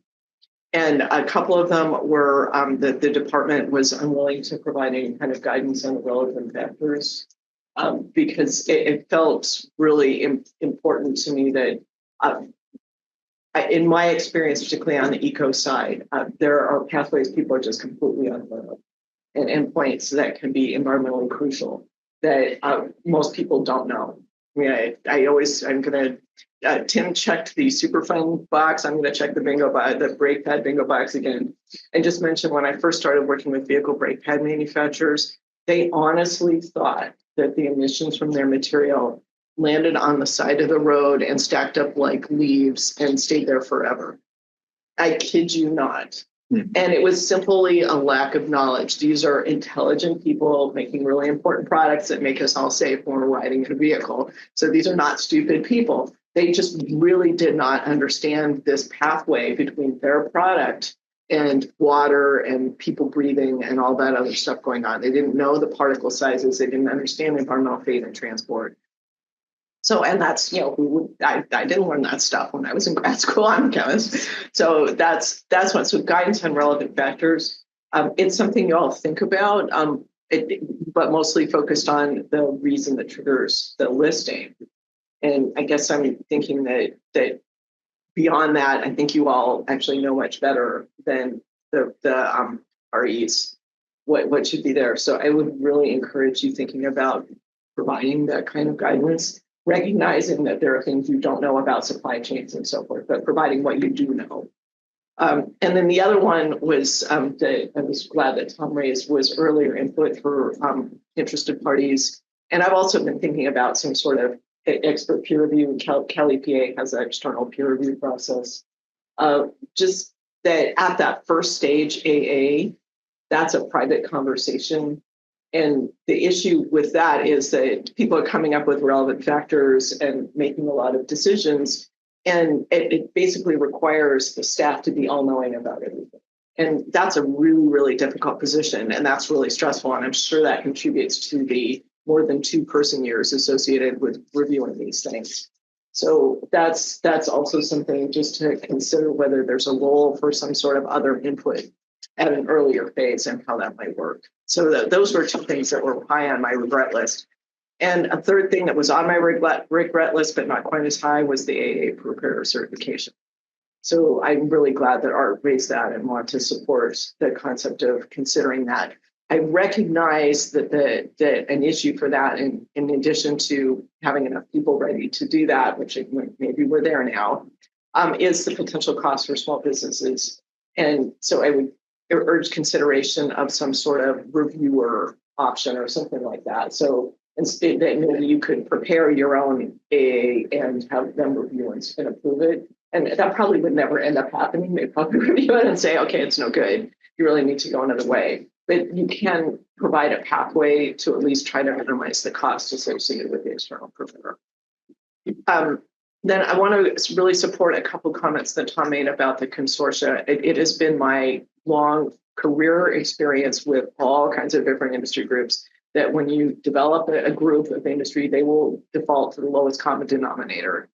And that can be really frustrating if you're trying to make significant progress. Elaine is, I think, fully correct that those kinds of consortia rarely stimulate innovation, and Art's been quite articulated about that. I think we'll weigh in on some of that. And for me, an example of that is on the tires thing. The USDA had a postdoc, Elliot Rosso, who came up with some really interesting work on alternatives in the industry. I think didn't include any of them in their analysis, and it may be that they're too early. Yeah, I'm not exactly sure why they didn't. But here's somebody who's really trying to stimulate innovation and so forth, and the industry is like not wanting to work or play ball in that area. And I'm seeing that happening again and again. So how can we bring in innovation? One way is for the state to say, okay, you need to consider these things, but there may be other processes that we could use as a state, maybe even earlier in the process, to try to stimulate and support innovation. So I don't know what those are, just raising that as an issue. In terms of the DTSC greater role, in addition to the things that I've mentioned, I really appreciate what Saskia said about chemical alternatives. So the idea of the state specifying some things that should be included in all AAs seems to me like a very good idea. So that doesn't say that those are the only things, but that strikes me as really valuable.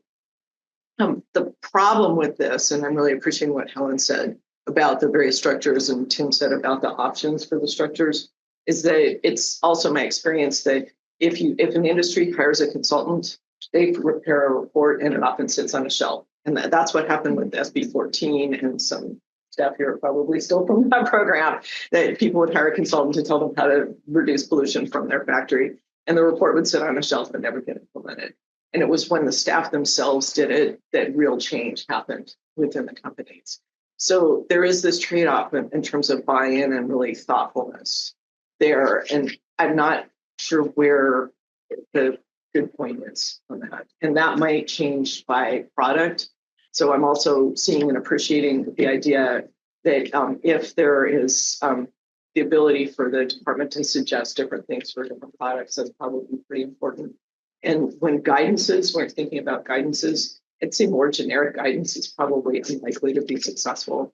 That if you're going to spend the effort on any kinds of custom forms and other kinds of things, that you should consider doing that on a product basis. Seeing how many resources it is taking us, so 2 full person years of time to deal with these AAs. Sometimes doing stuff like that will actually, it feels expensive, but it saves time in the long term. And that's a management call that you all can make. I can't tell you that, but just that there's some of the things that I'm talking about that were rejected before because they thought it would be too expensive for the department. And now we're seeing how expensive this process is. Those trade-offs might have a different evaluation management-wise for you all. Let's see. The last piece of advice I have is please stay out of the industry cost sharing issue. So Helen made a great example about how the industry came up with an agreement about how its information would be used. It is very important that the AAA be transparent. So I'm concerned about the plagiarism aspects.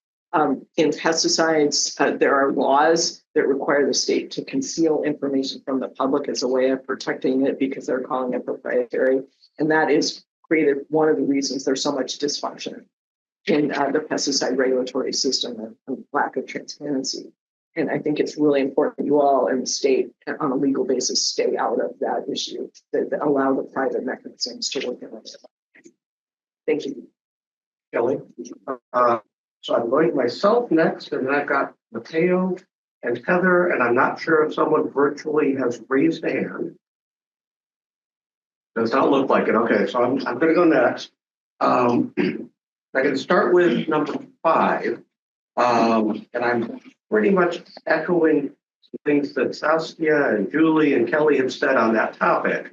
And I was thinking about this question, and again, going back in time, and a number of discussions on the panel that we had about the exit ramp.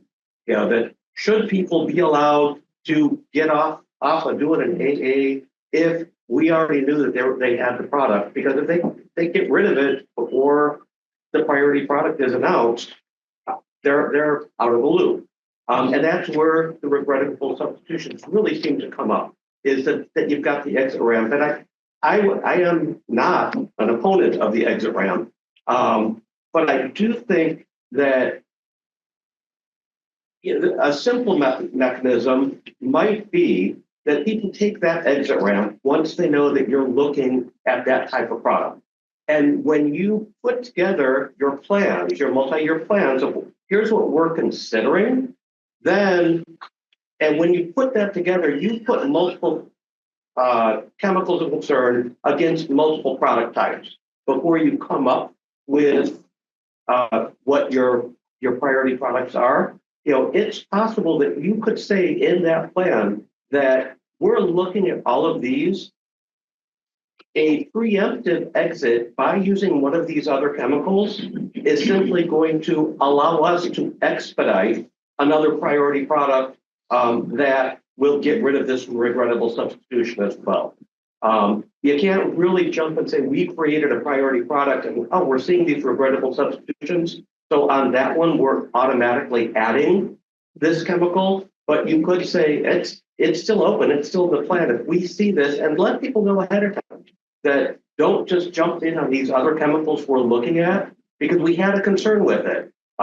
If you want to use one of those, the proper route is to provide at least an abbreviated AA that says why it is safer. So I'm not saying totally forbid it, but give them a mechanism of we gave you the chemicals we're thinking, don't pick from one of those because they're functionally equivalent. But if you really think that they're safer, then prove to us they're safer, or we have actions we can take. And it touches though on the whole concept in number 6 of safer, because it's sort of getting you into the position of defining safer, which we had a robust discussion around and we could talk more about. But I don't want to say industry, this is all you get to do. We put these all out here and we made this our priority product. There's good reason to make it a priority product. So I don't want to say, and safer means you can't do all these other things too. Now you're getting hyper prescriptive. But force them to give you more information on why it's okay that they do that. I'm going to jump to number 4 as well. And I don't know that there's a great solution on number 4. How do you manage your workload, know ahead of time? Again, it goes back to when you put together your long-term plan and then you're getting closer and you start the workshops. By the time you've gotten to the workshops, you kind of have a scope of who might be in there. Maybe there's other ways you can find out, but I don't see a reason why at that point in time, informally, you couldn't start sending out a survey and say, this is a priority product we're looking at. We have it's within our plan. We know that you potentially are in the group that would be impacted by this. If so, what do you think your potential route might be? And we're not making you commit to that route because this is early on, but we're looking to plan our resources. And so if you think that if we create this priority product, that you'll just take an exit round, doesn't mean we won't create the priority product, but let us know because it allows us to plan and it allows us to, and you can also mention at the time that we will engage with collaboration on the AAs at that point. So that workshop period might give you an opening to at least gather some information to pre-plans. Don't know that it's not going to give you the universe. You're not, especially those small foreign ones, you're not going to capture those easily, but it might give you some of the folks that are paying attention that will at least give you a ballpark figure, at least within the right order of magnitude.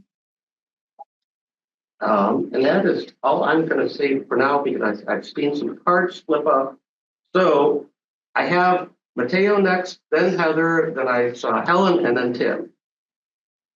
Thank you. Yeah, this is building a bit on the great discussion that Tim and Helen had earlier, and also what Molly said that, like Tim was saying, in 4 to 5 years, this will all be easy, standardized, right? And Helen was saying, well, but the responsible entities, for them, it's new each time.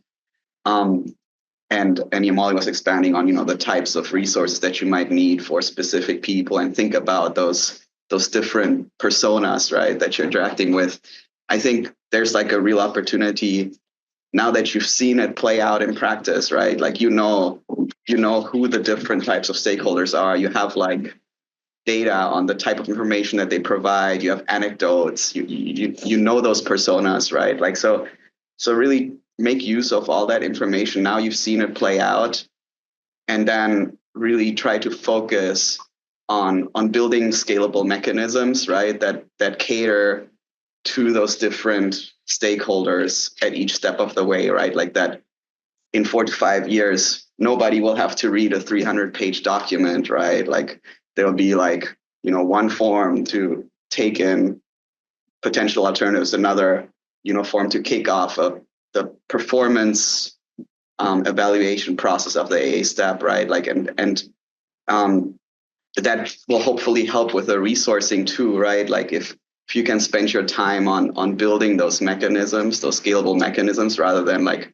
reviewing these long reports that have, many of the same types of information, but now you're getting them in like these large Word documents, right? Rather than through an intake process that gets you, like all the same type of information from all the right stakeholders at one time. So I would say, like it's difficult, right, to kind of build the plane as you're flying it, but envision that future, right? Like where doing the AA is as easy as buying a house, right? Like there's a form to make the offer. You work with the mortgage broker. You work with the realtor, right? Like so how now you know the characters and focus on getting us to that simpler future where you've removed the ambiguity, where you've made it a clear process, right? We're going to go to Heather next. Thanks, everybody. I wanted to listen because I think this is a really meaty topic for our first panel meeting. And I want to thank Art for asking that question up front about qualified firms, because that was my first question is if there's a mechanism to work in part either through a menu or some other mechanism to work with these groups who are experts in completing not only AAs, but CHAs. And one of the things I was concerned and curious about was the variability of the quality available for conducting chemical hazard assessments, and how there's plenty of valid information that could be used, like a list translator score to say, oh, then I'm not worried about this data gap. It's an LT-UNC. It's an unknown. There's no data available. Therefore, we're going to ignore that endpoint. So that's an opportunity that I think working with these qualified assessors can help to elevate those areas in which a data gap, for example, doesn't get glossed over when comparing alternatives. So that's something that also could be considered to provide a little bit more guidance in a template to identify data gaps and also comparing diverse sets of hazards. So one of the examples Lauren mentioned yesterday was trading a CMR for PBT. I think there is some language in the AA guide that says that wouldn't be a favorable swap, but is there an opportunity to provide a bit more guidance on what that looks like in practice? I also was curious, and this is a question, but the results of the AAs or preliminary AAs, I'm just looking at the 6PPD consortium report here, has the chemicals that are tagged as potential alternatives, safer alternatives, and those that should be eliminated from further consideration. I don't know if there is a mechanism or if it's possible to digitize those types of results so that future REs within this context or another could see those alternatives that were identified to not be safer in that context. I don't know if that would support additional work in the future, but going through the PDFs isn't super helpful. So is that something that has been done, can be done?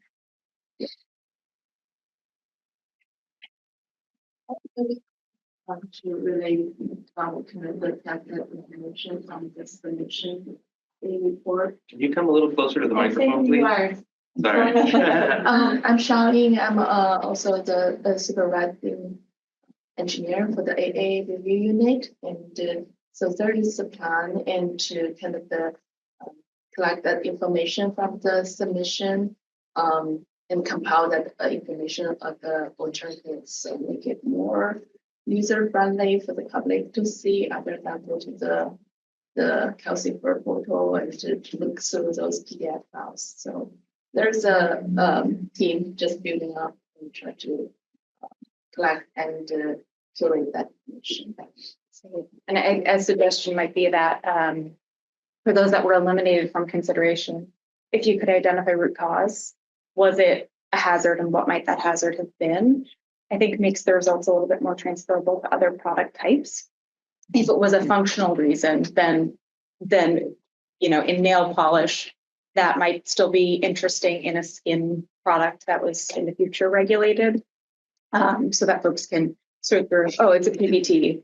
I don't want to move to that step. So something that's actually we also internally collect that information, like what need to include and what should be excluded from that database. So that's very good.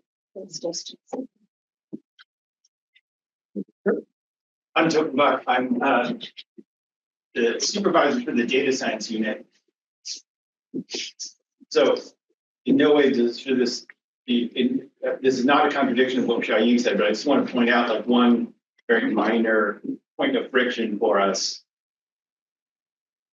I did some, and one of my staff did some text analysis of the consortium 6BPD AA report using Python, right? I assume, I don't know for sure, that because the consortium was concerned about the plagiarism that Tom talked about, like they encrypted the PDF, right, in such a way that like you can't actually easily convert it to text that you can run through, you know, Python, for example. So like even like some of the work that Xiaoying is describing, right, is going to require a lot more labor because, right, it is a digital file, but you can't actually copy and paste the text from it into something else. So somebody's going to have to literally manually transcribe it, you know. Now, I don't know, right, like this hasn't come up. I don't know if we have the ability to require that companies submit, you know, unencrypted, for example, like reports.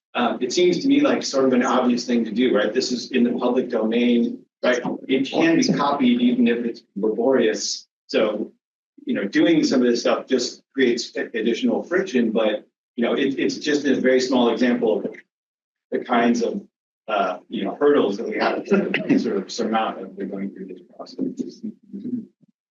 Go ahead, Kelly. Heather, if I could just answer your question about the a lot of the alternatives that were eliminated from the USTMA report. Most of those were lacking information. I think there was only one alternative with a higher hazard score. So most of them just didn't really have sufficient information to continue on. I still think that would be helpful information though to have in a portal.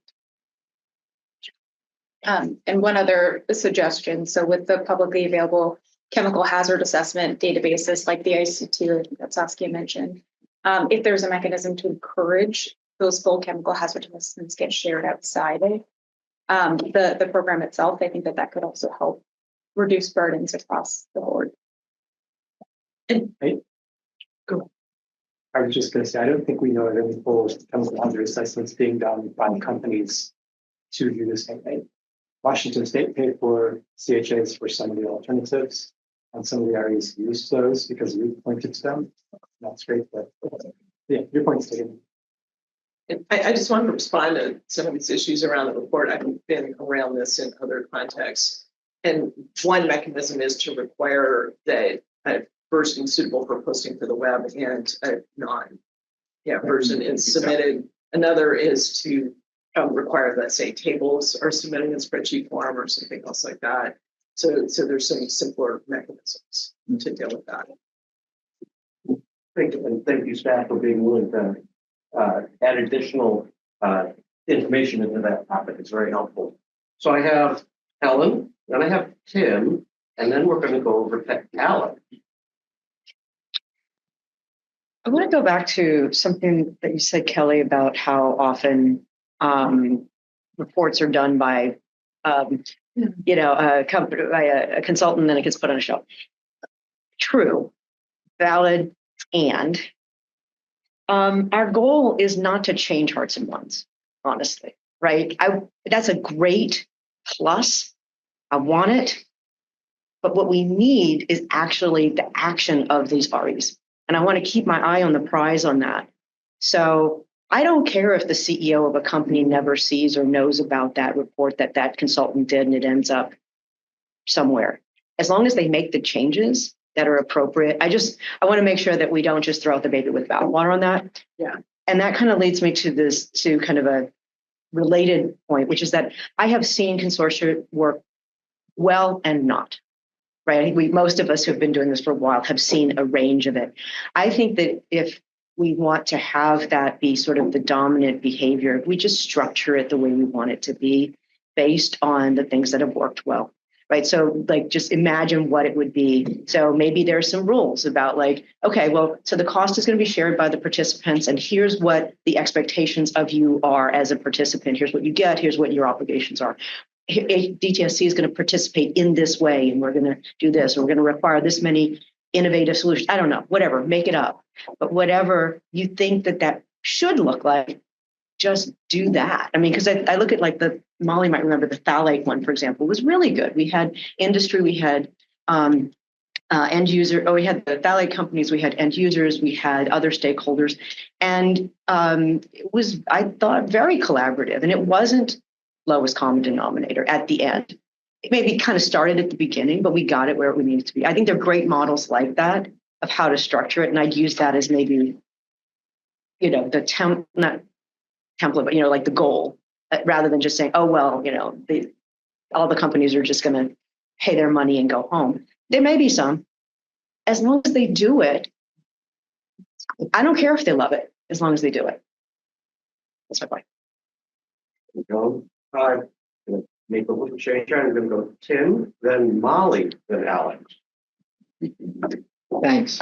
Well, I got how stimulating these conversations are, and thank you, new folks, too, for kind of jumping in and adding to it. And it's important too. So I'll be quick. Like hearing other people's comments has kind of like sharpened my view on some of these things. So one, I want to maybe modify a little bit about that kind of structure where I said, oh, you have DTSC do it, consortium, certified individual, have a menu. I think this collaborative model that various folks have talked about, that fits nicely into that kind of a structure. Like the DTSC performing part, I think when I originally envisioned it, it was, I had in my notes, DTSC performing with robust engagement and participation. I think that's what a collaborative model should be. I really was taken with this notion of, hey, maybe DTSC has all this knowledge and information from the priority product determination. You're kind of along the road towards EAA. Perhaps is the right thing to do to develop kind of a initial or tentative AA that gets all that out that is there and gets you going, and then issue that and have structured ways in which people can come in and participate, react. It may be that the differences between different companies and their products are such that, there's a lot of commonality. It may be that some people have very different concerns and therefore they're going to have kind of different sorts of alternatives considered for them, but having something to start with and then contributed to it, I think with a DTSC leading it could be very effective. Of course, there's still the issue of how do you fund that. Okay, so that's on that. That was question. Question 3 about how do you deal with like lots of small RAs or RAs. I'm really empathetic. I was in private practice years ago and worked with lots of companies of different sizes trying to do things, not AA, but similar types of like, having to prepare a report and all. So I'm empathetic to the notion that resource, staffing, those sorts of concerns can be really problematic. And I think it is important to try to address those. I'm worried about terms, and I know you didn't mean it this way, but talking about lowering the bar. I feel like these are priority products, right? And they're in a marketplace providing these products to lots of people and exposing them to things. So I'm empathetic to their challenges, but I don't think we should lower a substantive bar, like in any way make the AA less rigorous because people have less in capacity. Rather, let's make them less administratively challenging. Let's provide support to them. But I would say, I don't think there should be in any way a different standard based on capacity of the art. Maybe there should be a different standard based on, how hard, something about the product that person produces. It's the substantive things related to the concerns that we have, but not related to, these folks don't have as much capacity. How can we, make it easier for them? So okay. So that on number 5, I'm done after this one. Number 5 about this thing about people who exit the program before they're ever in the program. So they take their chemical out before there's a priority product reg, and now we don't know what happened. I don't know. I think there are ways to find that out. So, for example, I haven't thought this through. Maybe you guys have thought about this on the legal end of things, but it seems to me that the priority product notification could be changed to require product manufacturers who are either using the product that the reg is kicked off or used it at the time the draft reg was created, that they have to submit a notification. I think especially with Senate Bill 502, I think you have the authority to do that. You just have to change the regs to kind of expand that. And similar things are done, like when EPA issues a proposed new source performance standard, that people who had equipment that fell within that at the time of proposal are now subject to that reg, even though in the interim between proposal and finalization, they might try to get out of it by changing things, right? So I do think, to me, I think the answer here, maybe I'm wrong on the legal administrative part of it, but I think, there should be ample authority just to say, hey, you're also just generally, I think you have now broad authority for product manufacturers, right? So you just ask all product manufacturers. But what's nice about the priority product notification is, it's kind of built into that system. Anyway, so that's it. Thank you. Thank you, Tim. We're going to go to Molly and then Alex to take a break. So it's expanding on the conversation that Mike started also around question 5. And I'm curious, because to me, I'm thinking this is a great project for a graduate student, but have you all looked at, the question of, when a company did submit a product chemical replacement notification such that you all are aware of what chemical alternative they're using, has that been vetted? It sounds like it's been vetted enough to know that only in some cases has it been a chemical that's on the candidate list because some other product manufacturer is actually using it. But have we vetted them beyond this for this question of were these regrettable substitutes? And can that be done by an external party if you haven't done it, because that information about the alternative that was used as the replacement is not considered CBI?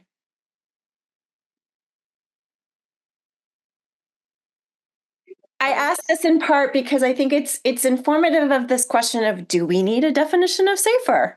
And should it be put up front early on in this project to even or the program to guide some of these early compliance options? But also, doing such an evaluation can help also just better inform that. I can speak to the priority product treatment products for textiles and others with PFAS. And we did receive those chemical replacement notifications. And the type of information we got was the name of the chemical, pass number to start with. And in fact, sometimes the first thing that we got was something like a silicone-containing compound. We had to go back to them and say, well, that's not enough. What is it? And they had to go talk to their supplier and say, you're asking for more. We would get the name, and then they would get an SDS, and they would tell us, well, the SDS says there's no hazards. That's the kind of level of information that we're But do you have a cast number? I mean, I'm just thinking, give it to Heather. She could run a hazard assessment on these and we'd know, like, what the full spectrum of, concerns or otherwise are around these. I mean, is there enough information about what you've received that somebody can do a hazard assessment on these? I expect so. And it's And I not guess my considered CBI? Or is it? Some cases, If they didn't submit it as such. yeah, that's right. Yeah. So a follow-up to that, it seems as if maybe if there isn't a definition of safer, perhaps there's a more robust definition or criteria for what constitutes a regrettable substitution. The current definition is alternatives that have similar or worse adverse public health impacts, adverse environmental impacts, adverse waste or end-of-life impacts, or greater materials or resource consumption impacts than the original chemical in the product throughout its life cycle. But similar or worse is very loose. So it's an opportunity for considering more robust chemical hazard assessments when we're talking about the actual alternatives. Well, I don't know if this is where I should talk, but anyway, it seems to me that the onus is on us in identifying any and all candidate chemicals as chemicals of concern that we're aware of that are already being used. I guess the challenge is if they're not yet being used and somebody switches to it prior to the regulation taking effect, that's sort of the loophole right now. But if we know about it, we've identified chemical A, there's some trade-offs and how expediently we can actually get everything written up and into rulemaking. That's kind of part of the thing we wrestle with. But it seems to me that identifying the potentially regrettable substitutes to the extent they're already in use at the time we identify the product and do the regulation is one way. It's sort of presumed that if you're using something that's not on the candidate list, that it's not regrettable, which may or may not be true, right? Yeah, lists are lists. They're a subset of what we know, right? And I think that speaks exactly to what Saskia was suggesting. Make clear what you know already based on research would be regrettable. Make that transparent. But yeah, it feels like there's this ripe evaluation to really look at what has been submitted. And can we say that, yeah, the program's still working, even though these folks got out of having to do an AA, what they moved to would not be considered a regrettable substitution. So the program is still working. Or we've been working on nail a long time, saying we're not done anymore. Yeah. Anyway, I just feel like there's an evaluation here that can form an assessment that conforms, several questions and potential needs, or confirmation of appropriateness in terms of what the program's already doing. Take the win. Thank you. Okay, I'm going to give it to Alex now. Yes, we've all been in meeting for a little over 2 hours, so break time. And we will come back, let's shoot for like 10:50 to 52. We're going to jump right into it, to our next presentation, which is Rob Rusha, who is the supervisor of our compliance and enforcement unit. And he and his team are going to be presenting on SCP's recent initiatives and the challenges that they have faced. We'll pass it off to you, Rob. Thank you. Okay.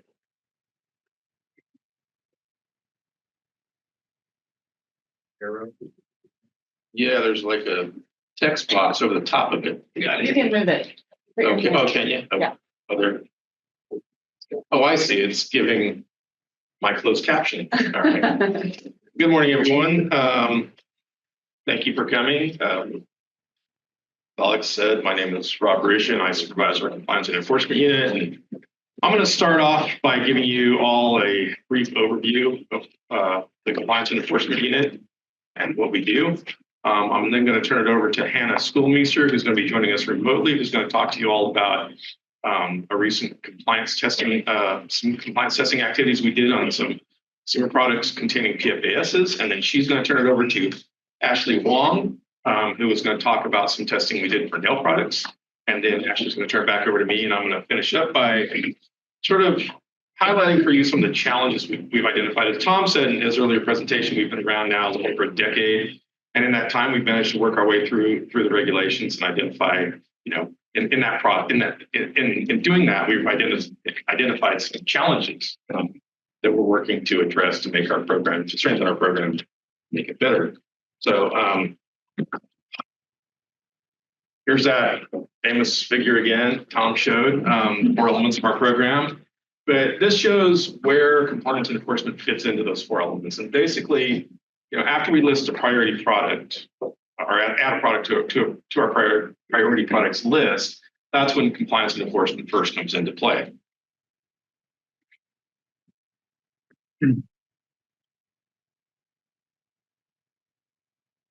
when that happens, responsible entities, or REs as we call them, you've already been talking about REs throughout the earlier discussion.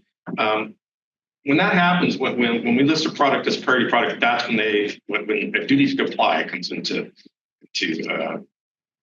play for one or more REs. And so I'm going to talk more about what those possible, or what the duty to comply is for the various REs.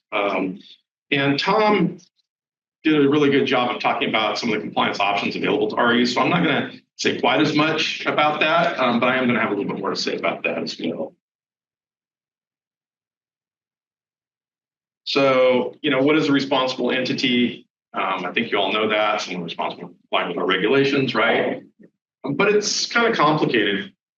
In the regs, it spells out the sort of hierarchy for responsibility. And, you know, the manufacturer has primary duty to comply. But if they don't comply, then the duty can fall to an importer. And then if the manufacturer and the importer both fail to comply, the duty can fall to retailers, which includes distributors or assemblers.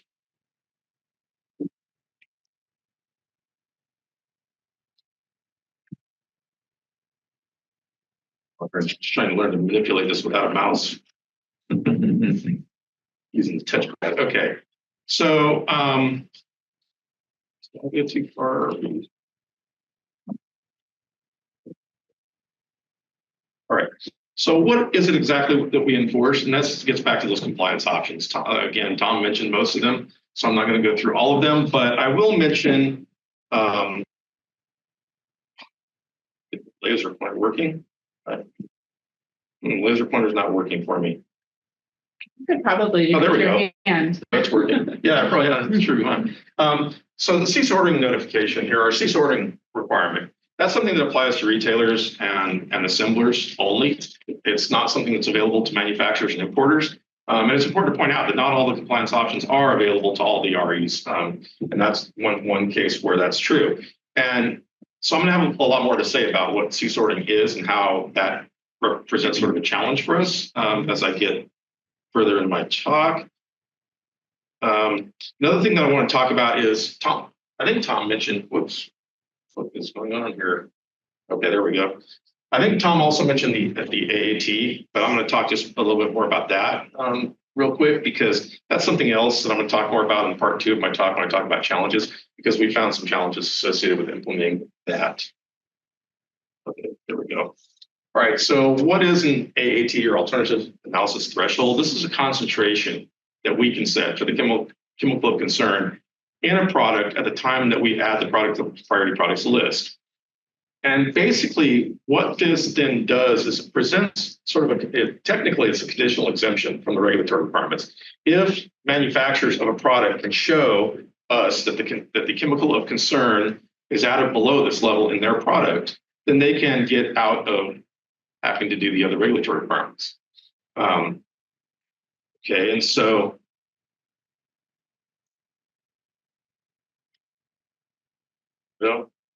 So, you know, we've recently gained some real world experience with this. You're going to hear when Ashley talks about nail products, because we have some nail product manufacturers that request or that submitted an alternatives analysis threshold notification to us.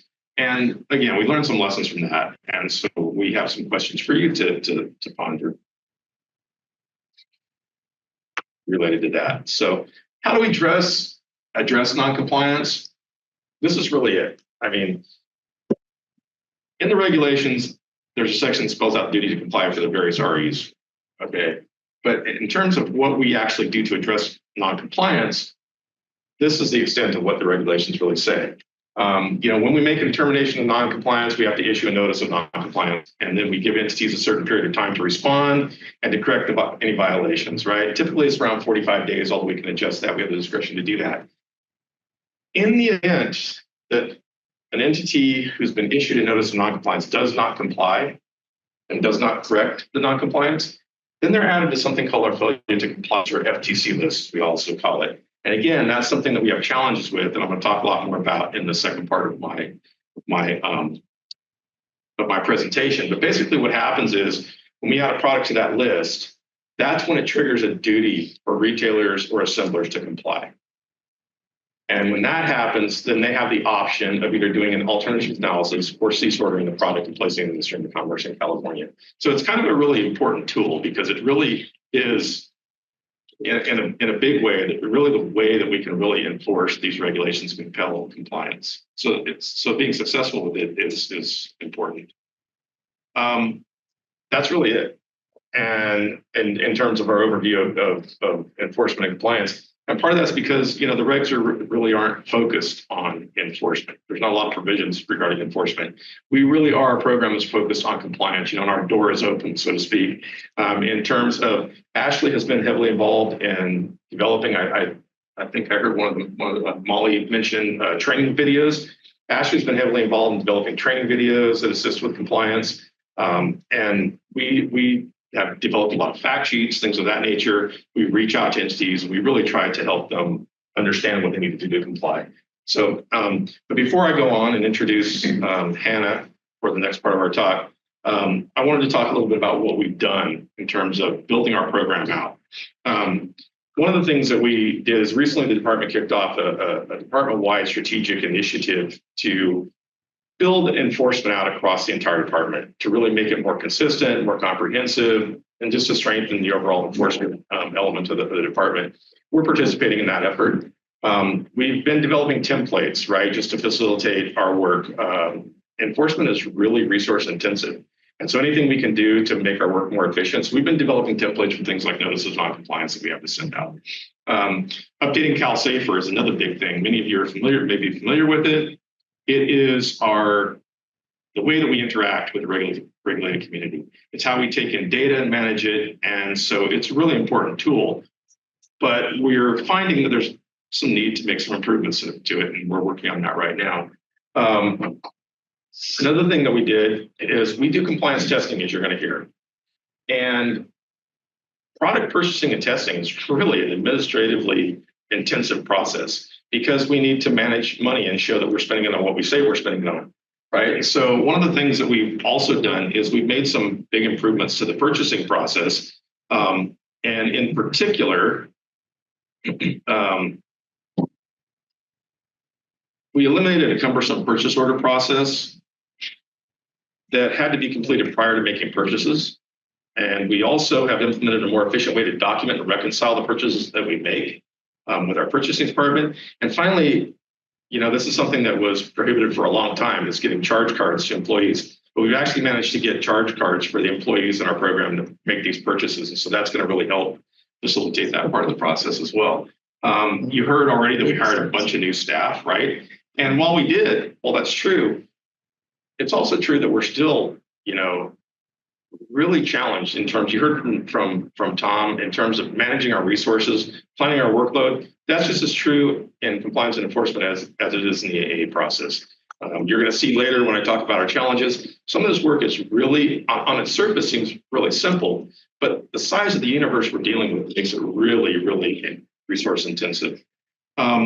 We have formed across the program various teams that are looking at reevaluating our regulatory framework and identifying potential changes to that. Some of those are in the works already, and you're going to be hearing more about that very soon. We likewise are looking at that with the focus on enforcement aspect of it, and developing ways where we can add clarity to our framework and make it a little bit easier for us to do some things we need to do. And then lastly, I don't know if you've heard about this yet or not, but I wanted to talk about this new formal information calling authority we have, because this is a really new, powerful tool that we have. We can go out and ask manufacturers, and they don't have to be priority product manufacturers. They can be a manufacturer of any product that we have included in our priority product work plans or that we are thinking about including. So really, it's kind of an unlimited, in many respects, in terms of who we can go ask for information. And we can ask for a huge amount of information. We can ask for supply chain information. We can ask for, sensitive subpopulations that may be impacted. We can ask for chemical ingredient information. And there's, for the first time, there's substantial penalties associated with noncompliance. I think it's $50,000 per day, every day that they fail to comply after the deadline passes. So it's pretty powerful new authority that we're hoping to not only use, I think, to supplement some of our product evaluation activities, but also our enforcement activities. And that's it. I'm going to have a lot more to say in detail about this in the second part of my presentation. Again, this is just meant to be a brief overview of what we work with. And we're going to delve into more deeply into some of this in part two. But what's next is that you're going to hear from Hannah Schoolmeister, who is going to talk about, again, some of the testing we've done on products containing PFASs. And then you're going to hear from Ashley on testing of nail products that we did with toluene. And then, again, I'm going to come back and I'm going to talk about the challenges that we've identified. And these aren't all the challenges by any means. We've identified all kinds of challenges, but these are some of the bigger ones that I'm going to talk about in part two. And then we're going to give some questions for you to consider and to hopefully guide a later discussion. So with that, I am going to turn it over to Anna and Paul. Oh, no. Well, I didn't rip the. Thanks, Rob. Can everyone hear me okay? Yes. Yes. Great. Okay. Hopefully you can see my presentation as well. So like Rob said, It looks like you're not sharing, Hannah. oh, okay, strange. Let me see.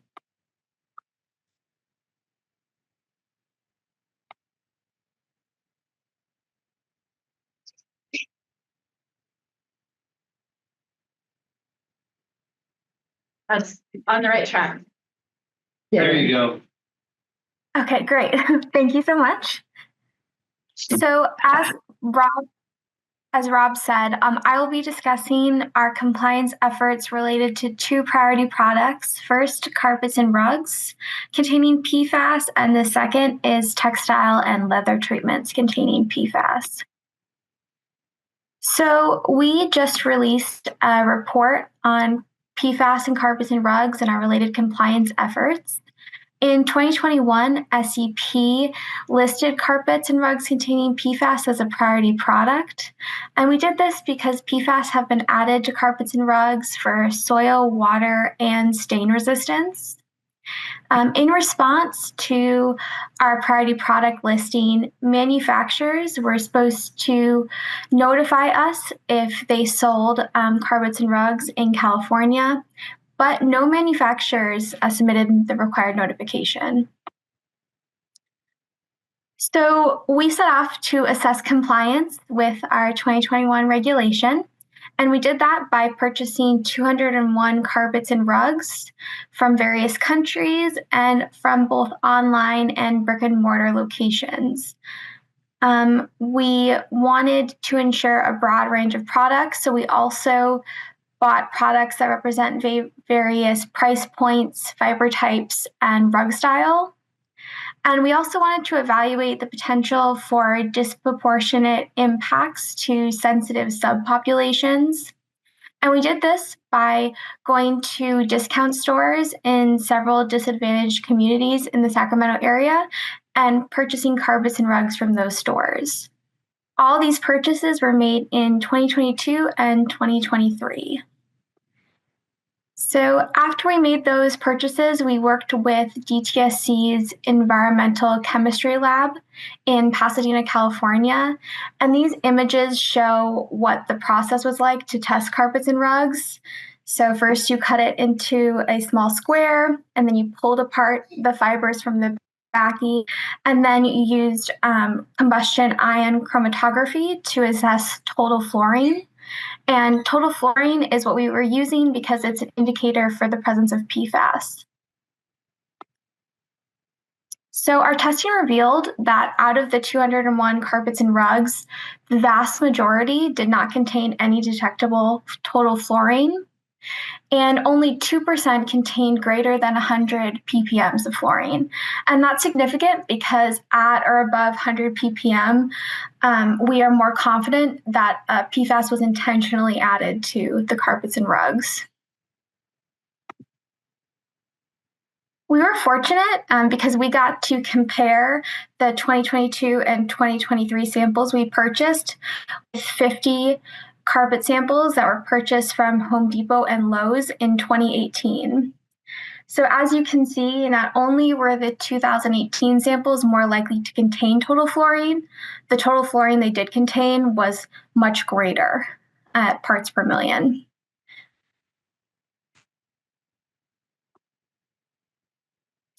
So here's some more information about those 4 carpets and rugs that tested over 100 ppm.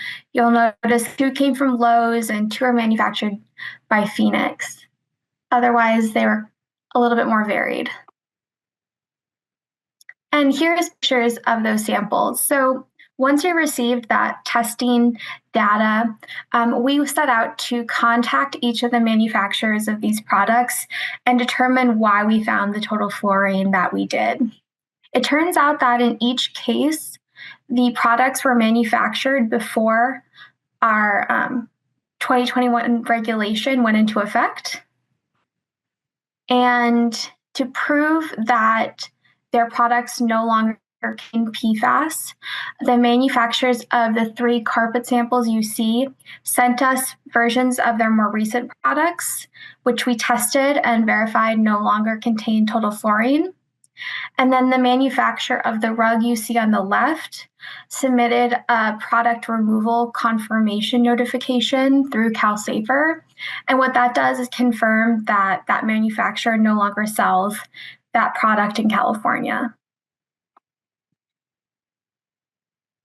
Overall, this compliance project was very encouraging because it proved that the vast majority of carpets and rugs that are currently for sale in California no longer contain PFAS. And like I said, the handful of carpets and rugs that did contain PFAS were manufactured prior to our regulation. We are really encouraged by this data because it kind of shows how powerful SCP's regulations can be on the industry and how it's led to industry-wide abandonment of PFAS in carpets and rugs. So we just began the PFAS in textile and leather treatments compliance project, and I'll walk you through what we've done so far and then what testing or what steps we have left to do.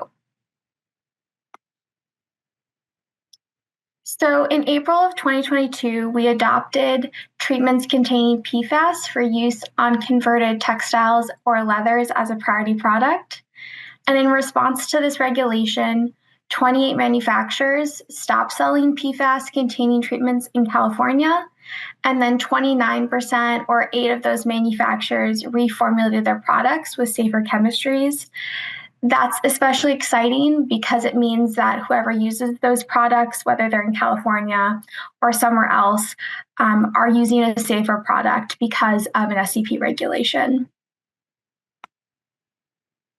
To assess compliance with this regulation, we purchased 237 textile and leather treatments from online retailers and again analyzed their total fluorine content.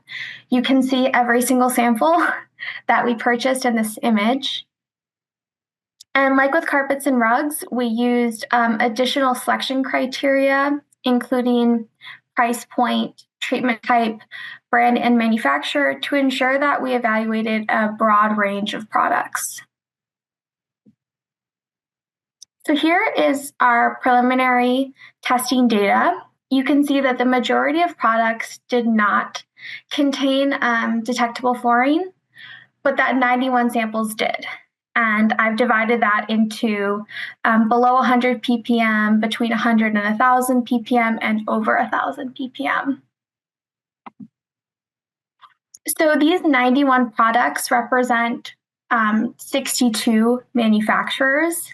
And our next step is to contact each of these manufacturers and investigate why we found the total fluorine that we did.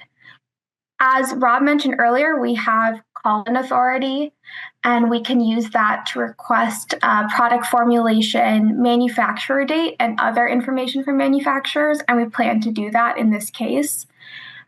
We also, though, recognize that it's possible these samples were manufactured before DTSC adopted this regulation, which is what happened with carpets and rugs. And we were also aware that the total fluorine we found might represent another source of fluorine besides PFAS. So just because we found 91 samples that contain total fluorine doesn't mean that all of those samples are non-compliant with our regulations. And before I finish, I just want to highlight a compliance challenge that we ran into with both carpets and rugs and treatments. And the biggest challenge was that it was difficult to determine when the product was placed into the stream of commerce in California related to the date of the listing. If we could figure out that date, it would make compliance and determine whether a product was compliant or non-compliant much easier, and we could do that much more efficiently. So with that, I will stop sharing and turn it over to Ashley, who will discuss our compliance efforts related to nail products. Thank you.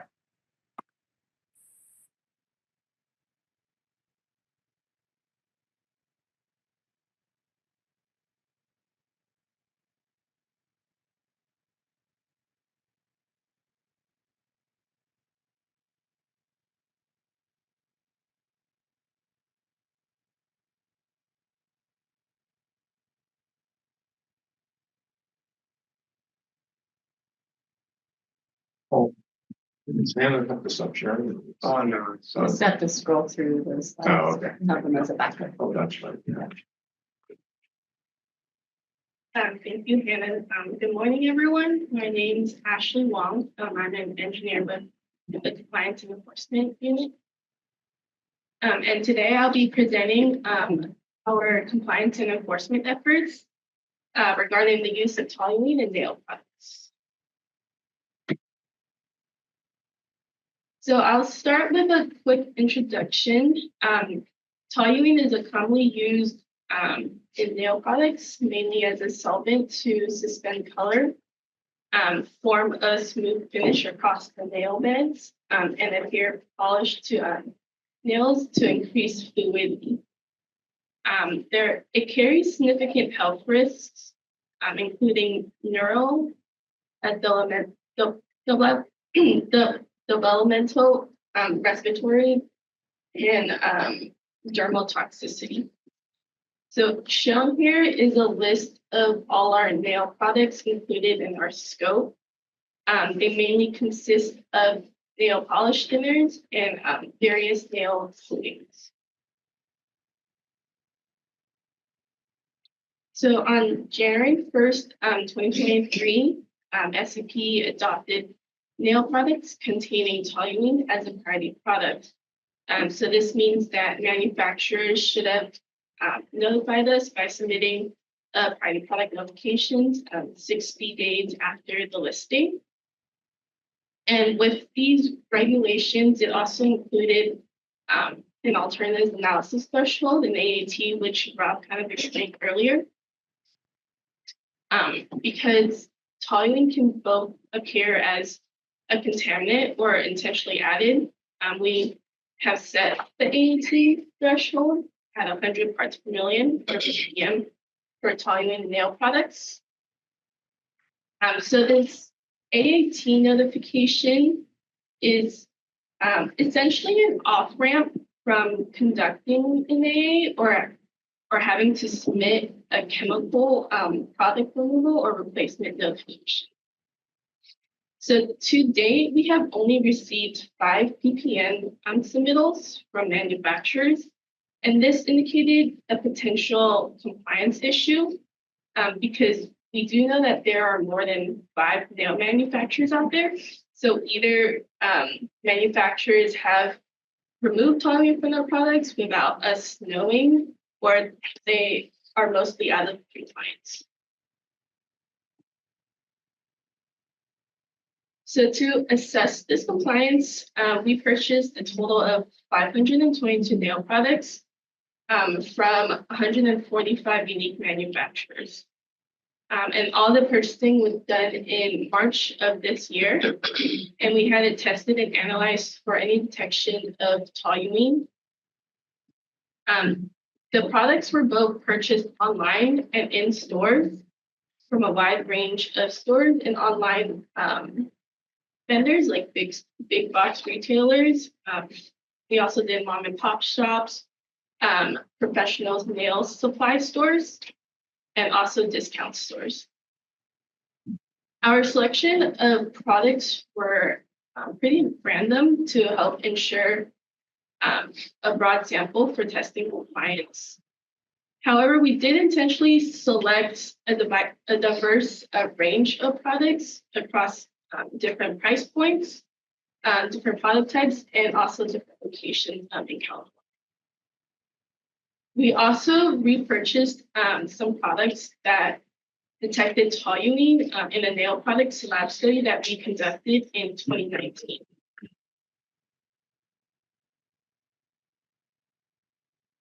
So our testing was conducted in collaboration with our chemistry lab in Pasadena, the same lab that also helped us test for PFAS in those products. And they helped analyze those from May to September of this year using a solid phase microextraction method, or SPME for short, to detect the presence of toluene and also some other compounds. I also would like to note that this is a different testing method that we used than the one in our 2019 lab study. This one's a little more state-of-the-art and was more available to us based on the amount of products we purchased this year. It's significantly more than we purchased in 2019. And this after consulting with the lab, we kind of came to the decision that SPME was the best method for this round of testing, as it had a short sample processing time, giving us some higher throughputs using fewer analytes and then overall better efficiency. So here's like a summary of the overall results of our testing. Among the 522 nail products we tested, we did find a range of toluene levels across the different products. So overall, 131 of the products, so that represents about 25%, had no detectable levels of toluene in them. And that's shown in the purple. However, the remaining 75% of products did contain some level of toluene. So when we break this down further, 364 of the products, or 70% of our products, had toluene levels below the AAT of 100 ppm. And that's shown in the blue. And only about 27 of the products, or about 5% of the samples, had toluene shown above the AAT. And that's shown in orange.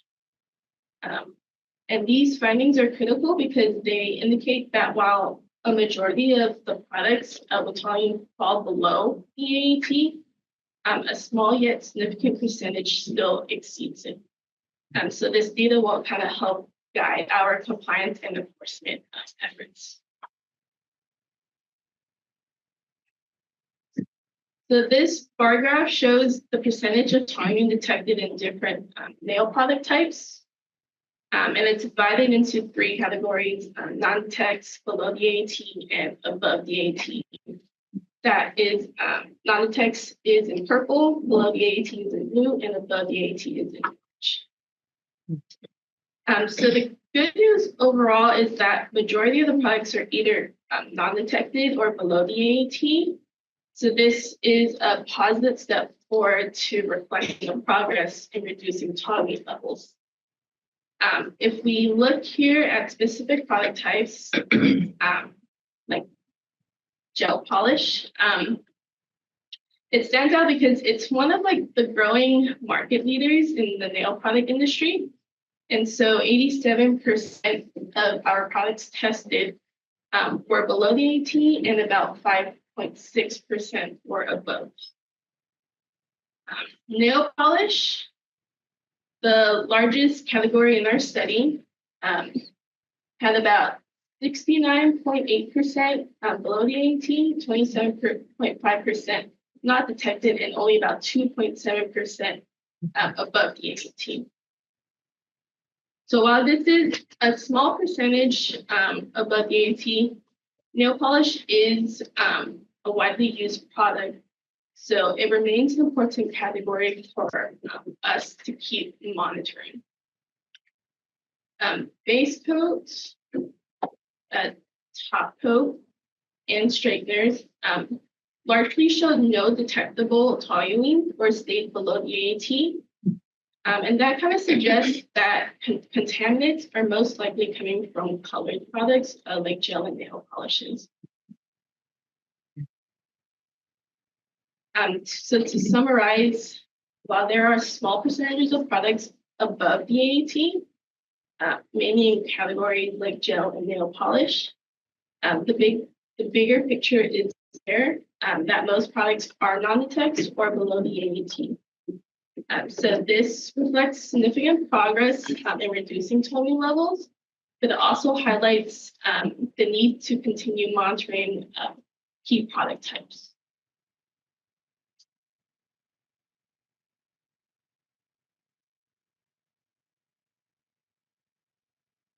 So this graph and table compares our toluene levels detected in nail products during our 2019 lab study and our current 2024 compliance testing initiative. So this scatter plot uses a logarithmic scale to illustrate toluene concentrations. And so this red line here indicates our AAT of 100 ppm. And so in 2019, which are the samples in blue, 12 products exceeded the AAT, with 9 products over the 1,000 ppm level, and 7 of those 9 containing exceptionally high toluene levels of up to 100,000 ppm. And we kind of circled them up here in red. And that is about 10 times the amount higher than any of our results in our current 2024 testing. So the 2024 testing shows slight improvement with 27 products exceeding the AT and our highest concentration reducing to approximately 2,000 ppm. So it's also important to mention that in 2024, we tested about 5 times more the products than we did in 2019. So we're getting a kind of a clear picture of the market right now.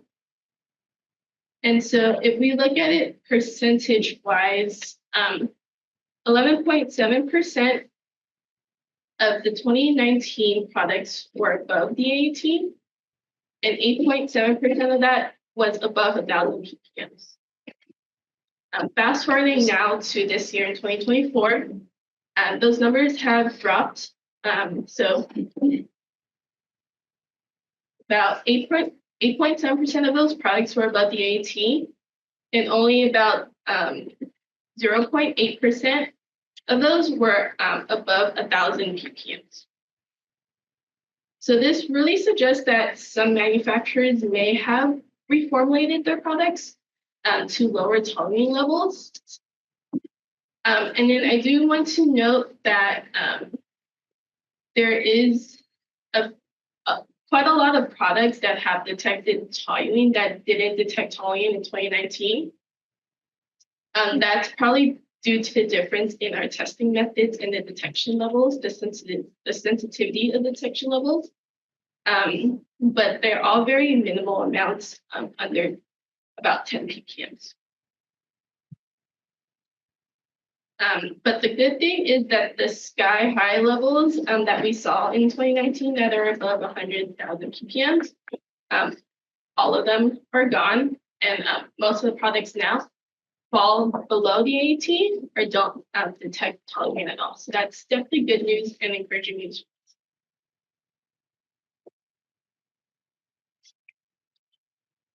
So here are our next steps, because we've only gone past the testing and the analysis part. So this is what we kind of plan to do now. So we plan to use our new information quality authority that Rob mentioned earlier under our California Health and Safety Code to gather more details on product formulation, manufacturing dates, and any associated retailers or importers with that companies. And we plan to send these notices out to manufacturers whose products are over the AAT.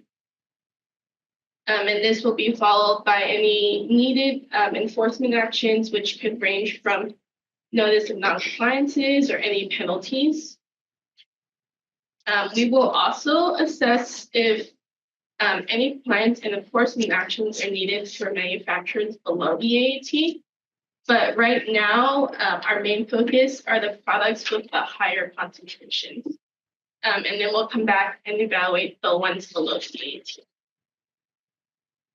And then lastly, we will also prepare a summary report to inform the public of our findings. And we hope to have that report ready by early next year, but that's tentative as it depends on how involved we need to be with manufacturers. So I encourage everyone to sign up for our electronic mailing list if you haven't done so on our SP page, and you'll get a notification when that report will be ready. And lastly, I just want to note some of the challenges we had through this testing compliance. Rob will dive deeper into them in his next presentation, but I will just point out I'll just introduce some of these so that Rob can dive deeply into them later. So our biggest challenge has been how resource intensive the entire process has been. For instance, just purchasing a loan, which involved over 500 purchasing products. That totaled around 100 hours to complete among just 3 staff members. And on top of that, we had to reconcile those purchases, which took about 3 months in total to do. And so that was very labor intensive. We did have help from our financial office. But as you heard from Rob in his earlier presentation, we have made some changes to our process that will help streamline our purchasing in the future.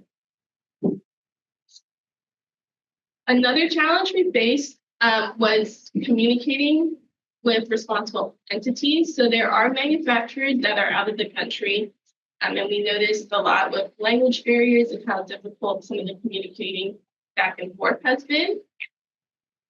And so with how many products that we found that are under the AAT, we may have to contact over 100 manufacturers. And so that kind of raised a key question for us of like how we are going to contact all these manufacturers. Do we have the resources? And lastly, we faced the challenge related to the date products were placed into the stream of commerce. So according to regulations, any products introduced into commerce in California after being added to our priority product listing must be compliant. However, we have no definitive way of determining when these products enter the market. So this means that some manufacturers could technically be in compliance if the products were tested. If the products we tested were distributed before our party product listing date. And so Rob will go over these challenges in our next presentation. So to conclude, I'd like to summarize the key points of our compliance testing initiative. This year, we tested a total of 522 nail products from 145 unique manufacturers, providing a broad look at the market. And so in 2019, 11.7% of products were tested above the AT, with some products containing extremely elevated tone levels of 100,000 ppm. And this year, we only tested 5% of products over the AT, with the highest concentration about only 2,000 ppm. So we have seen some significant improvements since our 2019 study. Now that's, and then so 70% of our products were below the AT, and many of these showed no detectable tolerance. So this suggests that manufacturers have moved on from toluene or might have reformulated to reduce the toluene content. So these results highlight a positive shift towards safer formulations in nail products. While there is still room for improvement, the significant reduction in both the number of products exceeding the AAT and the magnitude of toluene levels is pretty encouraging. So that's definitely good news for us. So that concludes my presentation. And now I will give it back to Rob to dive deeper into our challenges. Thanks, Ashley. I understand we're running a little bit behind time, so I'm going to go through this pretty quickly. But this is really the meat of where I wanted to spend most of my time, unfortunately. So before I do that, I just want to give a real quick shout out to our environmental chemistry lab.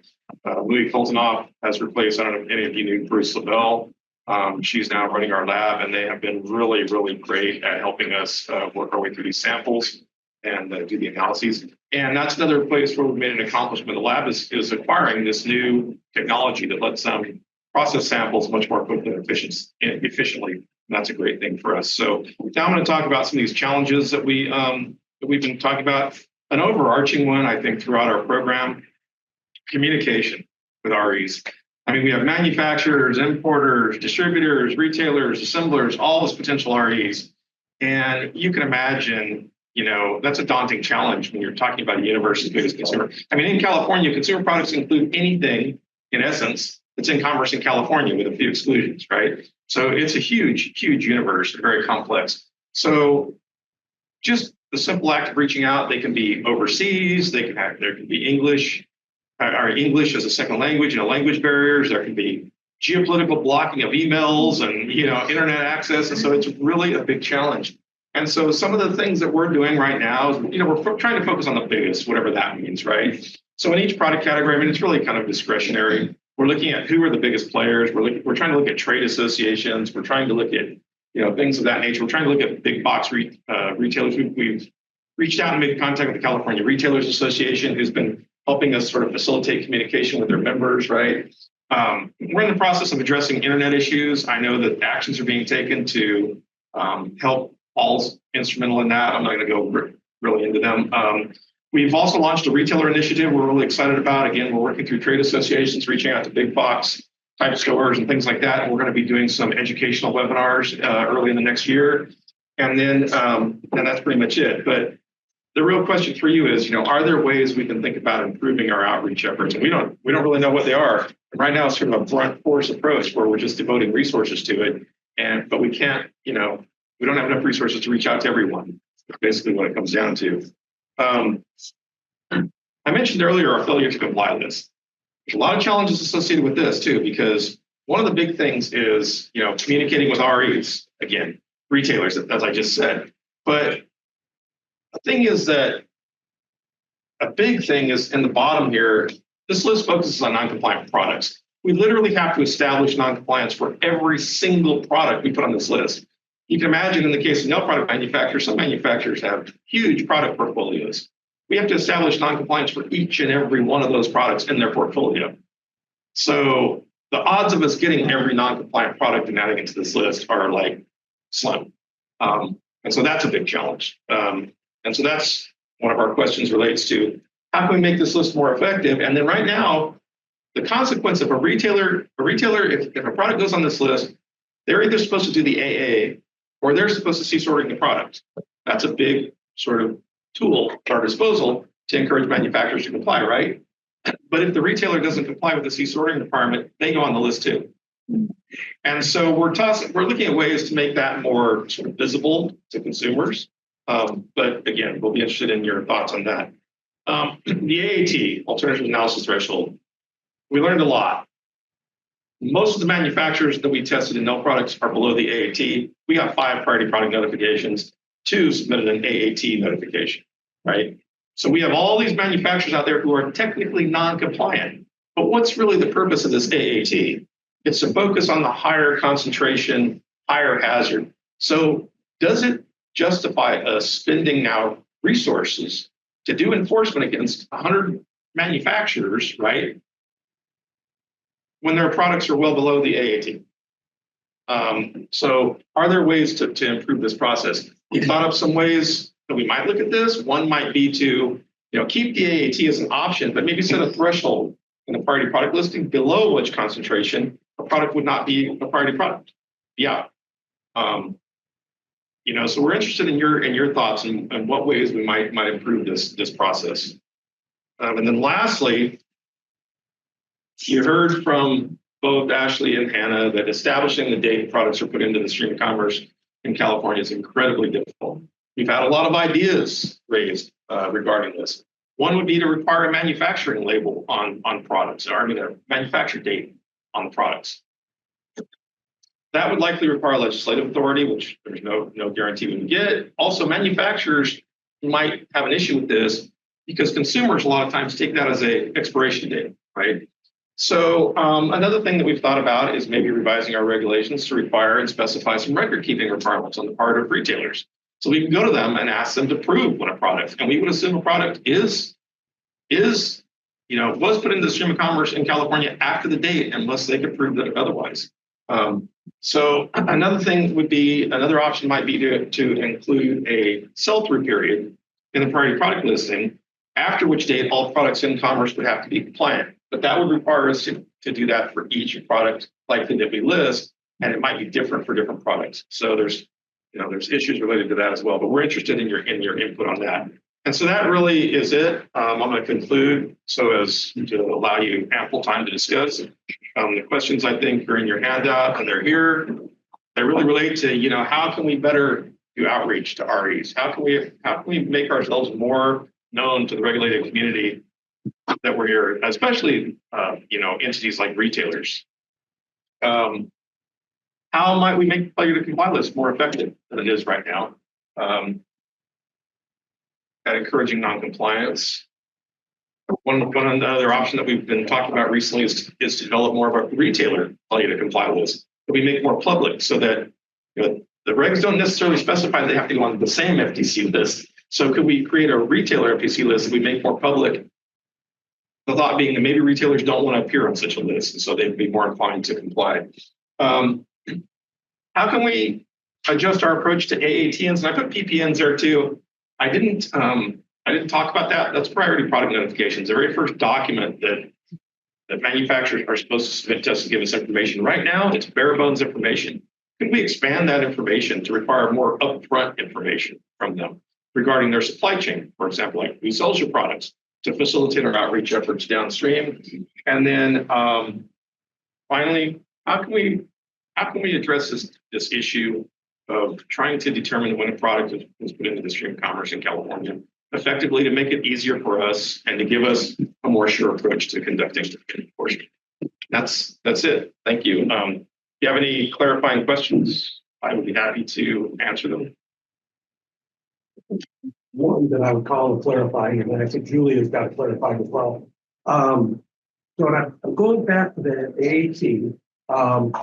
When you publish that threshold, I'm curious how you publish it, because I'm just thinking if you don't specify that this is an absolute maximum, someone could set that as their specification and allow themselves to drift a little bit over, a little bit above. And looking at the chart that they actually put on, and it's hard to see exactly, but a lot of the ones that were over the AAT would look to be just barely over it. Yeah. So you might be seeing them say, okay, reasonable error, we're adding 100 ppm. Yeah. And we charge what we think is the right amount, but our calibration on our scales doesn't get us to enough, and so we're going to hit 102 ppm.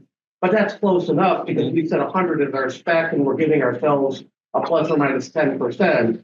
Right. So I'm just curious how you publish. Well, the way that we publish it is we put it in the priority product listing. We set a threshold, 100 parts per million. At or below that level, you're eligible for the exemption. However, you need to submit a notification. And what I didn't say about it is that in the case of nail products, we published some pretty extensive method performance criteria. They're literally the lab criteria that the laboratory doing the analysis has to meet. So the manufacturer actually has to have their samples analyzed according to that criteria and provide us all the information showing how they analyze their products and the resulting concentrations that they got. Now, granted, is 101 part per million really different from 100 parts per million depending on your method, depending on the day of the week sometimes, right? Depending on how open the bottle was and how much might have volatilized. Maybe not, but the fact is we have to have a regulatory value. And when we say at or below that value, that's what we mean. You have to do the data, and if your data done according to those method performance criteria that we specified in the regulation, if it meets that, then you're out. If it doesn't, you're above it, you're above it. That's the bottom line. That's how we do it. So can I just make a quick clarification too? So with this particular product category, because we only received 5 notifications that, hey, I make this product and it contains toluene. We know there are hundreds of manufacturers of nail products. So we were like, is this a compliance problem? Did they all get rid of toluene? So we had to purchase a lot of products to try to assess that. So maybe more than we might normally. Like with carpets and rugs, we kind of had a good sense before we went in that they probably had moved out of PFAS. With this product category, we didn't. And then of the 5 priority product notifications we received, only 2 of them then actually submitted AATs. So it's just widespread zero information. I also like to point out that in the chart that Ashley showed, that was logarithmic scale on the y-axis. So even though it might appear pretty close to that line, it's actually probably a little bit higher above than 101 part per million because of that. Any other clarifying? Yeah, my clarifying question was in terms of the timeline, since it was listed as a priority product, it's almost 2 years ago. So just curious why the long lead time for something that was supposed to be a 45 or 60 day. Well, because there was a problem with the method performance criteria and adopting them in regulation, and they got pulled back by the Office of Administrative Law. And they didn't actually go into effect until July. Okay. 6-7 months later. And that's one of the reasons. And then we got the priority product notifications and we got the AATMs. We had to wait for those to come in. That was another couple of months, right? And then we first worked, staff spent I don't know how many hours just on those, that this is another resource, pointing to the resource intensive nature of this. Just working with the 2 entities that submitted AATMs took back and forth. One was located in France. I can't remember where the other one was located, but there were some language issues, right? It required multiple rounds of them submitting and us going back and forth with them to get them to comply with the method performance criteria. So long story short, it took, a couple hundred hours of staff time to deal with that. And then that finally brought us to the testing part, which was last spring, right?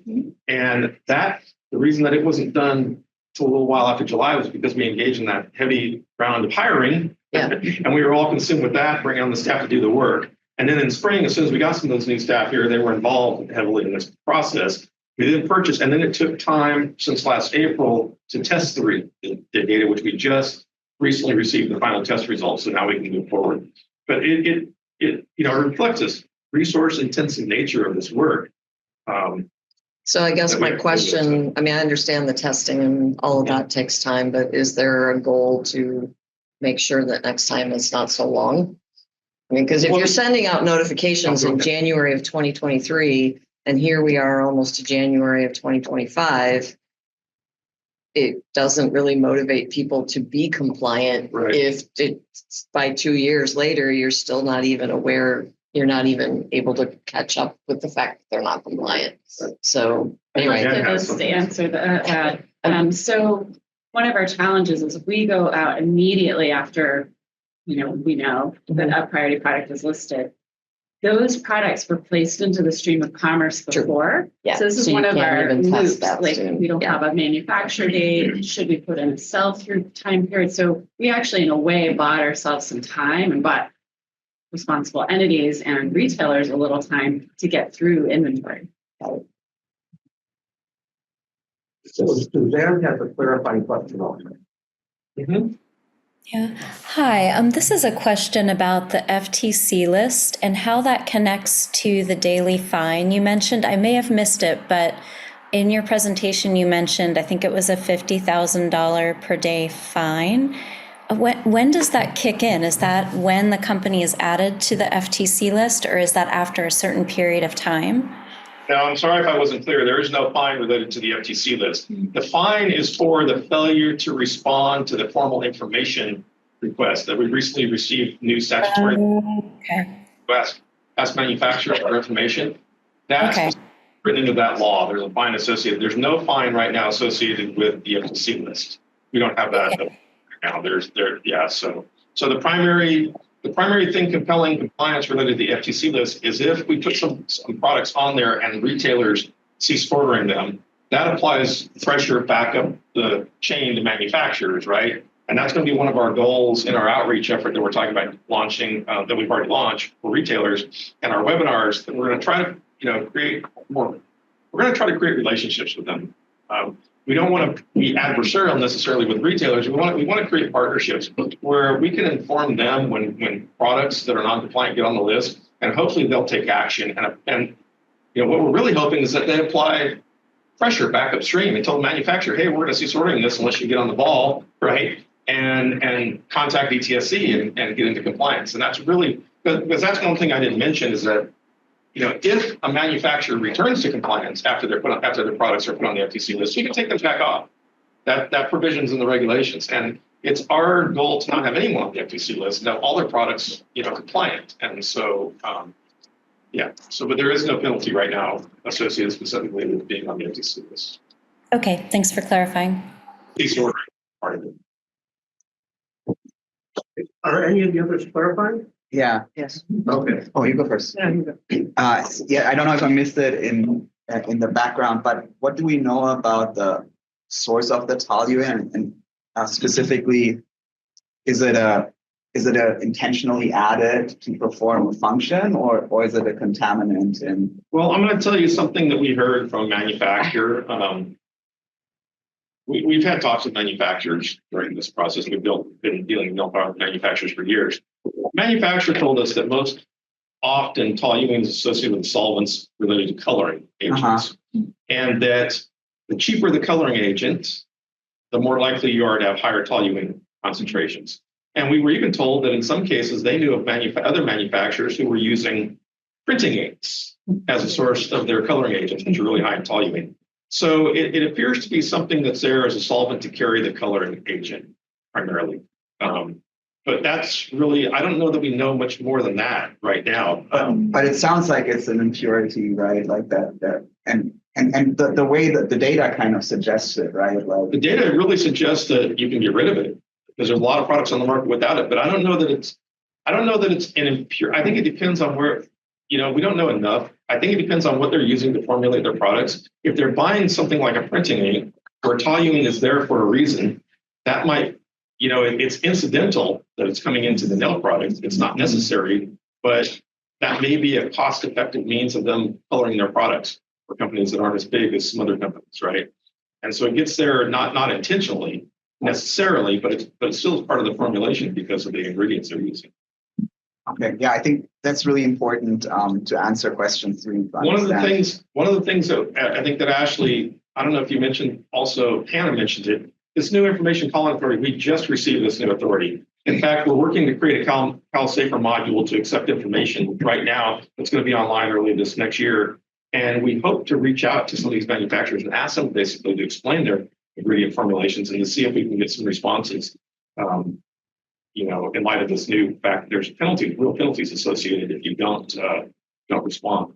So we're going to be investigating that. But right now, we don't know enough to say for sure. I don't think. Yeah, can you tell us a little bit more about, you said that you have difficulty communicating with the REs. Is it finding them? Is it managing the volume of communication? Is it like what are the top three things as far as communicating with the REs? It's all of the above. I'll give you an example. We have some tire products on our failure to comply list. And a lot of the manufacturers associated with those are based in China. They have DOT numbers, so we think they're making products, but we don't even really know. Reaching out to them was difficult. We can't even be sure they're getting our communications in some cases. Right? So there's a challenge. Sorry, is identifying a challenge also? Well, identifying is. In this case, just communicating with them was a challenge. In other cases, now think about that. They're on the FTC list. We need to identify retailers and importers out that are selling those particular products. That's a big ask. And the best you can do, I think, in those cases is go out to we've learned about some big tire distributors, for example, in the country. You go out to those bigger entities who are really distributing a lot of the tires and things that are sold in the state. And you start there and ask them, do you know anything about these manufacturers? Are you distributing their product? But what it comes down to is you don't know if some of these products are niche market. You don't know enough about them to really focus your effort on any certain sector of the retail industry. So do you go to a mom and pop tire shop down the street, or do you go to Costco, or where do you find out if they're being sold or not? And then, how do you identify the contact information to reach out to those various entities that you need to talk to? Our legal counsel is helping us with some of that, but it's not always easy just to find out. Once you even know of a company, who do you talk to at the company? Especially these ones that are like nationwide distributors and so forth. You call their corporate office. Is that successful? Maybe, maybe not. It's just resource intensive of having staff track them down, make contact, try and get a meeting with them, try and get some correspondence going with them, get a relationship going. And when you think about some products, you might be dealing with hundreds. Other products might be more. You might be dealing with a smaller set of REs. But again, you've got potential importers, distributors, retailers, manufacturers that you're all trying to deal with, and just trying to find the right folks to talk to is just a resource-intensive effort. It takes a lot of time and effort. Are you using any of the market analysis reports that they generate from a marketing perspective to identify those? Where we can. Sometimes those are affiliated with a large cost, and we don't necessarily know if that's going to be the most efficient way to spend our resources. But we do actually have staff on board now who are market research experts to help us with some of that. And then again, like I said, our legal counsel has ways of identifying certain contacts, especially for entities that have business presence in California. That can be easier to do. In some cases, they might have to register with the Secretary of State, for example. So there's all kinds of avenues to potentially follow this, but somebody has to actually do the legwork to follow them up and to figure out whether or not they're productive. And when you're dealing with potentially hundreds, we were able to hire 37 staff across the entire program. So when you're dealing with hundreds of these, it can take a lot of work. And we're just trying to figure out ways to make that the most efficient we can, focus our efforts.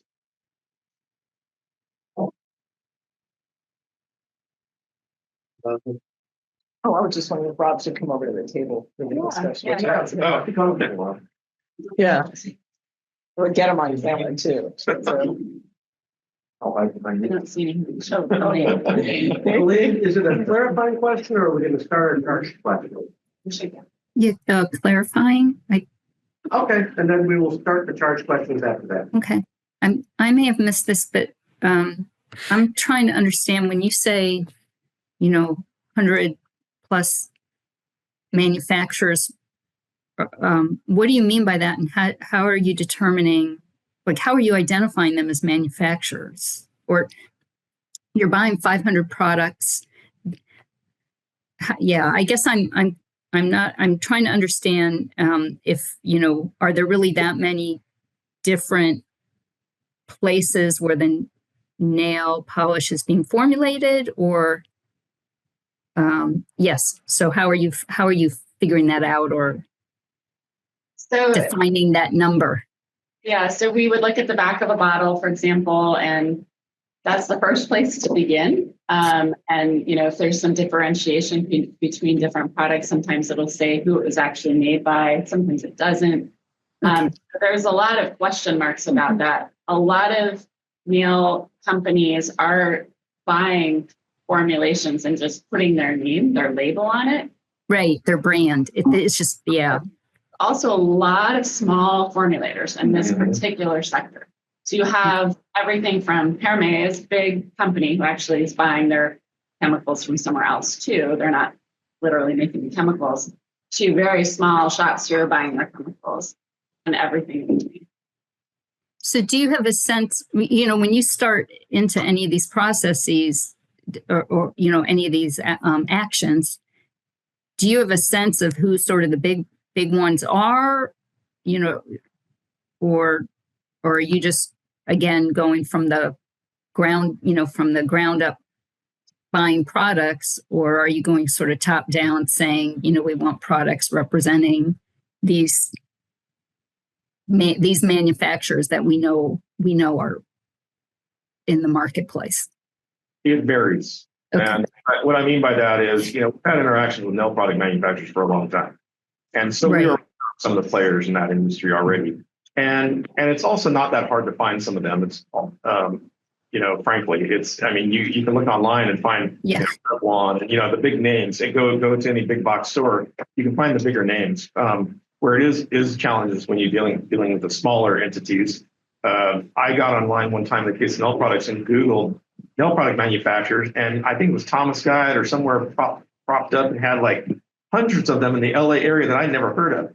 And we also have had interaction. We've had meetings with formulators who have a lot of big clients. We've had meetings with a pretty big formulator in the industry who makes them for some of these bigger companies, right? Yeah, they do these private label things or whatever. Yeah, right. Okay.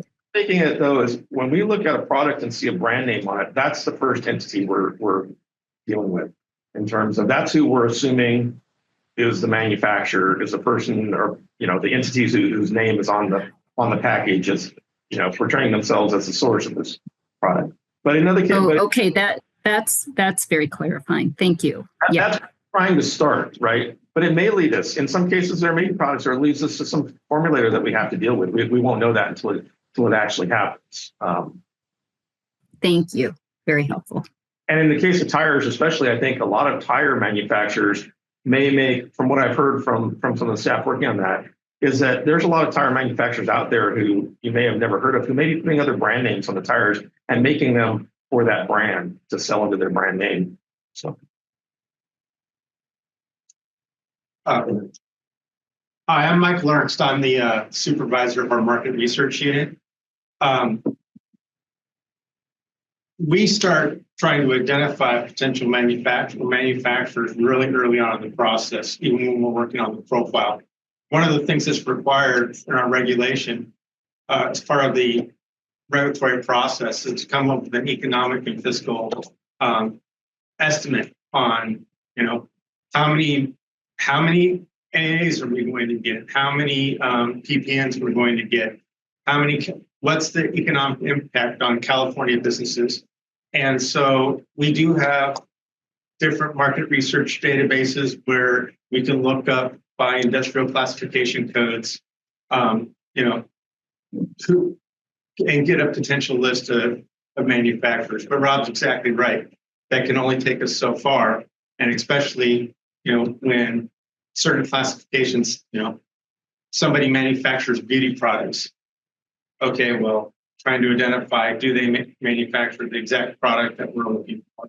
So we do have staff, and it's an iterative process, but we start looking for potential REs early on. We're going to move to the charge questions now. We have limited time, I'm aware. So Ken is first. Thanks. Wow, thank you for all this. I love enforcement and compliance people. It's so key, and this is really helpful. Three questions / comments. I'm having trouble understanding why the first place in commerce is an issue for enforcement in this sense. It seems like the way you're envisioning enforcement is you go out and find these products that are out in the stores or distributed, right? And you test them and everything. And then, if they should have notified, then you tell them, hey, you should have notified. And I'm assuming 60 days has passed since the time you found it in the store, right? So why does it matter when it was first placed into commerce? If they just put it into commerce the day before you bought it, they're required to notify within 60 days after that. Am I not right? So it seems like, why do you ever have to figure out when it was actually placed into commerce? It's really, you just have to make sure 60 days has passed since the time you identified it in commerce. Isn't that right? I might ask Brandon or John to weigh in. The data is if it was manufactured before the regulations don't fit that. That's not what the regulations say. The regulations say you have to note if you're a manufacturer of a product that's in commerce, period. It doesn't say, I didn't see anything in the regs. Maybe I'm missing an exemption. If it was already out there, the product was manufactured and it was produced in commerce, you purchase it later. Yeah. But they stopped placing it. They stopped manufacturing the product. They don't even make it for everybody. But they put it in commerce, it's still in commerce. They should notify about the product that is in commerce in California. I think the thing is, I don't understand why it matters. Take tires as an example. A lot of times tires are distributed. I mean, that's why, you go to a tire store and they say, well, we can have that size and brand in for you in 2 or 3 days from our distributor, right? They have big, huge warehouses. Tires can sit there for, a period of time. And so if that tire was manufactured and put into commerce, sold to that distributor into California, to that distributor, that's being placed into commerce already. It was put in before the date that the regulations took effect, identifying an expired product. That brand may not even be made anymore. That model might not even be made anymore. It might have been 2 years ago's model, but it might still be sitting in a distributor warehouse available for sale. But that sounds like a death problem. But the responsible party doesn't have to be the one who places it into commerce. That's not, the regs are not written in that way. They're written to say, for a priority product that is first manufactured or placed in the stream of commerce after a date of a listing, the responsible entity has to give the notification. It doesn't say, but it doesn't say the responsible entity has to be the one who put it into commerce. If that were the case, that would mean a manufacturer in Illinois who never directly sold it would never have to notify. I don't want to use up time for this, but I just think that's something worth looking at as to whether that's really a barrier. So let me get on to the other two questions. So on the FTC list, like you said, how do we make that more about? So I had trouble finding the FTC list, and I know it's there. So I think it's, from a regulatory standpoint, it's beautifully done. From an outreach standpoint, maybe you get somebody to make an app. So you can get an app on your phone and you just go and you put in a product and it tells you if it's on the FTC list and gives you a link to it, right? And then you send that link to retailers, to consumers, right? So it's like, there's the app. And then if you really want to get aggressive, maybe start pushing things out on social media every time. You could even, I suppose, post on their social media outlet about, oh, by the way, did you know so-and-so just joined the failure to comply list? So I think you could take the failure to comply list and put it out there in other ways other than the formal one. Last point I'll make is, I think your approach of working with people, reaching out to them, maybe they had a notice, now you reach out, you work with them, you get them to do it, is the absolute right way generally for enforcement. But there's this notion of general deterrence, which is if you want people to take the notification requirements seriously, at some point, maybe it's worth thinking about the stick. And yes, there's like all these small, how do you got 100 people, what are you going to chase them all down? That's a lot I agree with you. But maybe an initiative where it's announced before it happens, and then you go out and do it, and you do devote resources to just one product category, to just those people that are notified, and you bring actions against them. Now people are going to, in other areas, are going to say, no, I better do those notifications because something's going to happen to me. So it may not be that it's something you have to devote resources to constantly, but if you do it once, that might be enough. And then, and so that's it. Suing people or bringing actions against them individually is great for specific deterrence, getting them not to do it again. But if you do it one time and make a big splash about it, then I think maybe you've got some general deterrence and people are now aware, especially if you announce it as an initiative in advance. So anyway, just some thoughts. Thank you. Thank you. And we're going to keep the discussion going along, but we're not going to end in 5 minutes. Check with Robin. We're going to do the opening or the closing remarks are going to be shortened, so we'll go a bit longer. So don't hesitate to comment. And then I've got Helen next.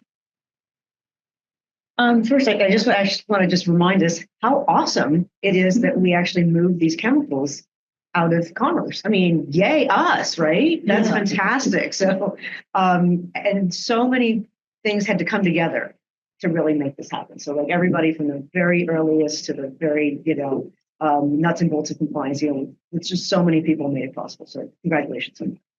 I also wanted to share to your point about like the retailers. That was always my experience as well with the retailers are the power, 100% for compliance. They tell the product manufacturers, OEMs, they tell them what's allowed in their stores. So you're on the right track. That's exactly right. That's where you're going to push. It's where the money is. Thanks. I got Heather next.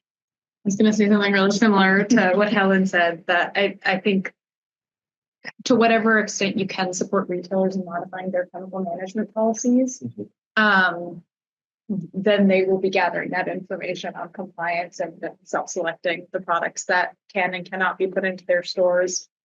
I also just wanted to mention, I do think continuing to work with trade associations does at least have permeation. I get some trade association emails and I see the conversations are happening when there is a product combination listed. So I think that's working. And I also think the point about social media is really true, especially with cosmetics. It's going to really make sense. That's something we discussed. Yes. Yeah.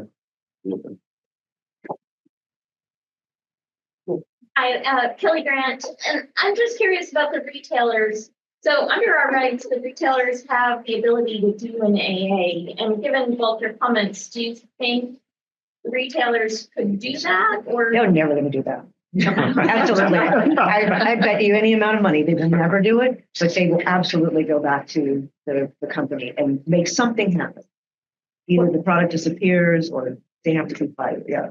They have a huge amount of power. What I think they might be able to do is set an upper limit, right? In this scenario, the 100 ppm limit could be part of their chemical management strategy for toluene and yellow products. Which points more again to the threshold idea. If we listen to that early on and inform them, we could potentially get that into their system to manage it. I don't know if we mentioned this exactly, but one idea that we've been tossing around is rather than specifying an AAT where it sort of gives you this conditional exemption if you give us a notification, that instead within the priority product listing, we just say priority product is milk products containing toluene over 100 ppm. Yeah. So then we're not in this bureaucratic compliance world of you didn't submit a PPN for the AAT and you didn't submit an AAT. This is just paperwork. You're still under 100 PPN. It just feels like make work. Yeah. But if we put it into the listing, you're only a priority product over that level, then it would clear that paperwork problem. I did mention that. Did you? I'm sorry. I just was talking 95 miles an hour. Could I just follow on? We are out of time.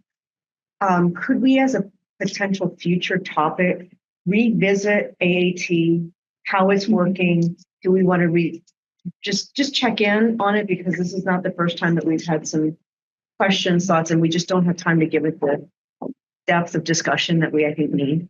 That'd be great. I didn't even convey to you all how much work it was, even just creating the AAT. Oh, It was a believe lot of it. work. Yes, I So, believe it. 100% believe so- that.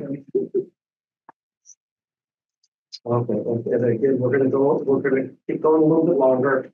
So Suzanne.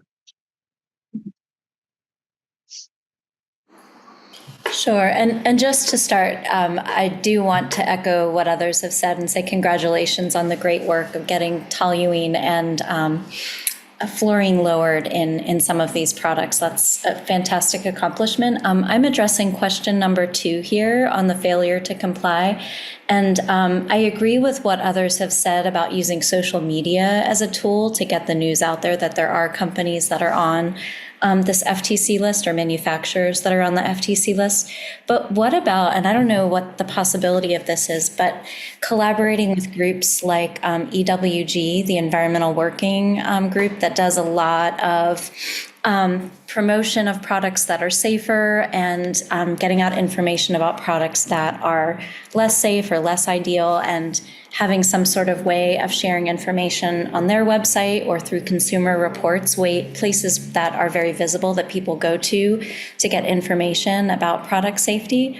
And then my other thinking was that I realized we don't want to be punishing companies because, punishing them is going to mean they're going to be less likely to be involved in the process to begin with. But maybe there does need to be a small penalty after a company or a manufacturer has been on the FTC list for 9 months or a year, and they're not responding and they're not doing anything to remove a harmful chemical from their product.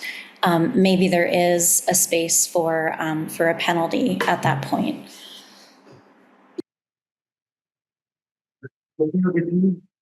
Sorry, not to speak. It's super short, just on the ATT thing, I think important to get back to the source of the toluene, and then, if there's a requirement to do something below the ATT, and there's no other threshold, it's just sort of dedicated by analytical methods. I think that's problematic, right? Because some toluene occurs naturally, so it's, yeah. Right. I'm also brief. I really want to congratulate, I think, on the purchasing changes that I realized hopefully that was. Jen did a lot of that. Yeah, so thank you for that. I wanted to mention, and rather than just discuss the purchasing, I heard it mention of just purchasing in the Sacramento area. I wanted to make sure you're purchasing all of it.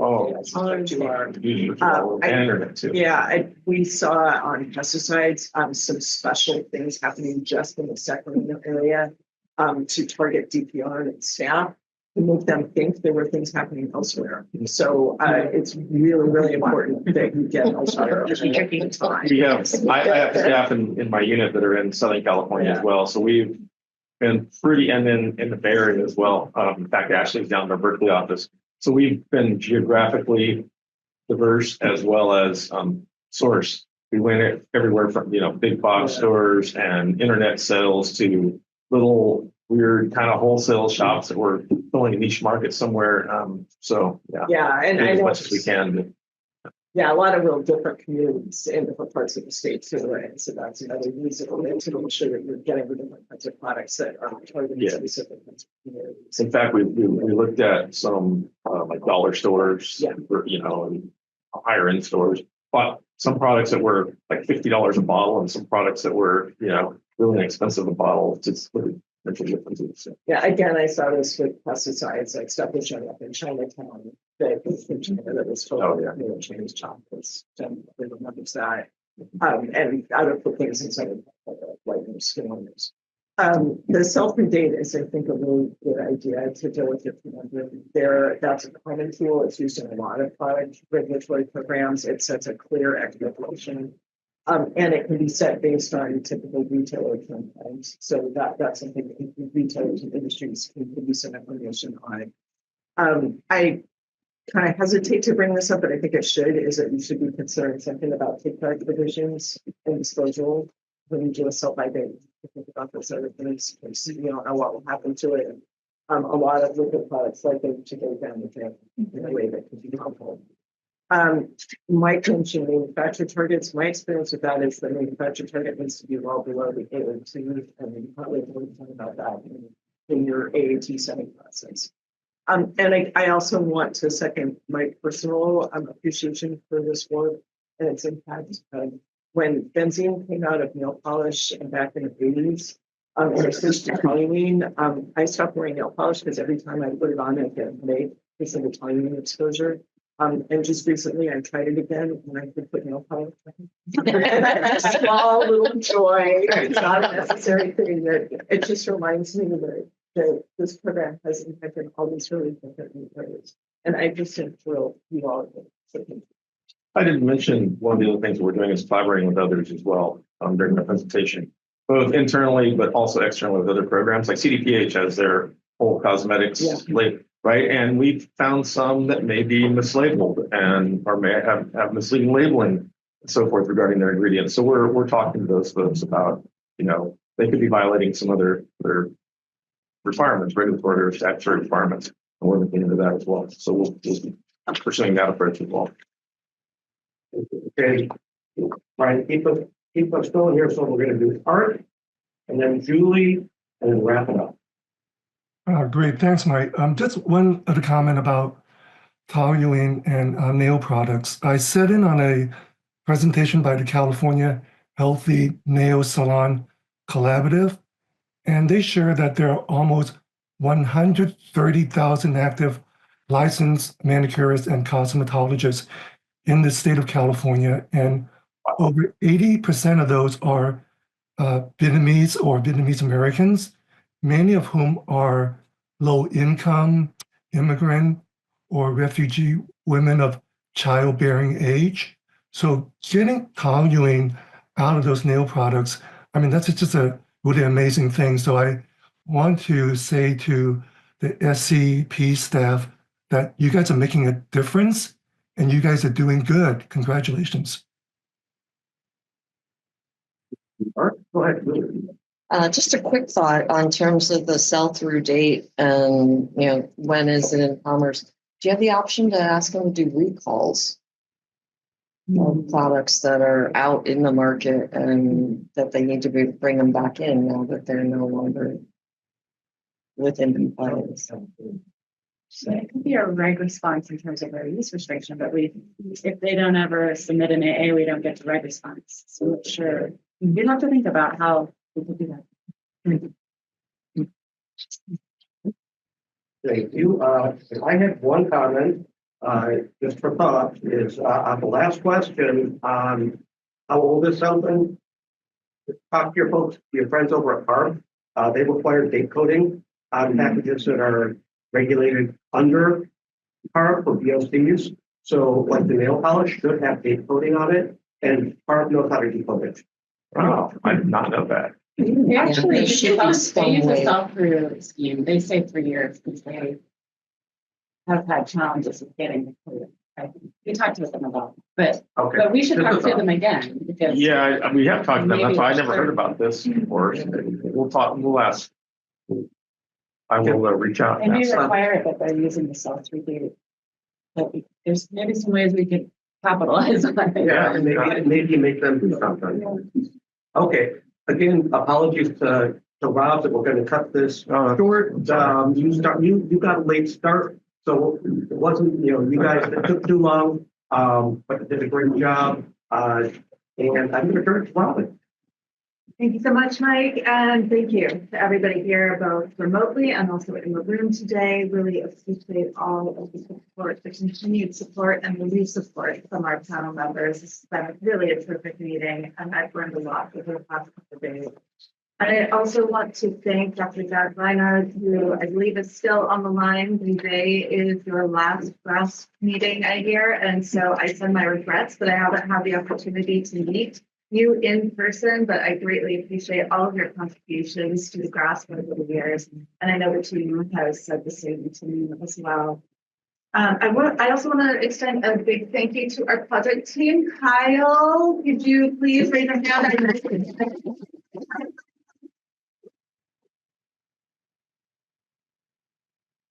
And in addition to Kyle, it is a big team. So we've also got Catlin, we've got Michelle, we've got Anna, who've been helping out, really getting us coordinated here today. And then we have an entire operations team who's been keeping us functional.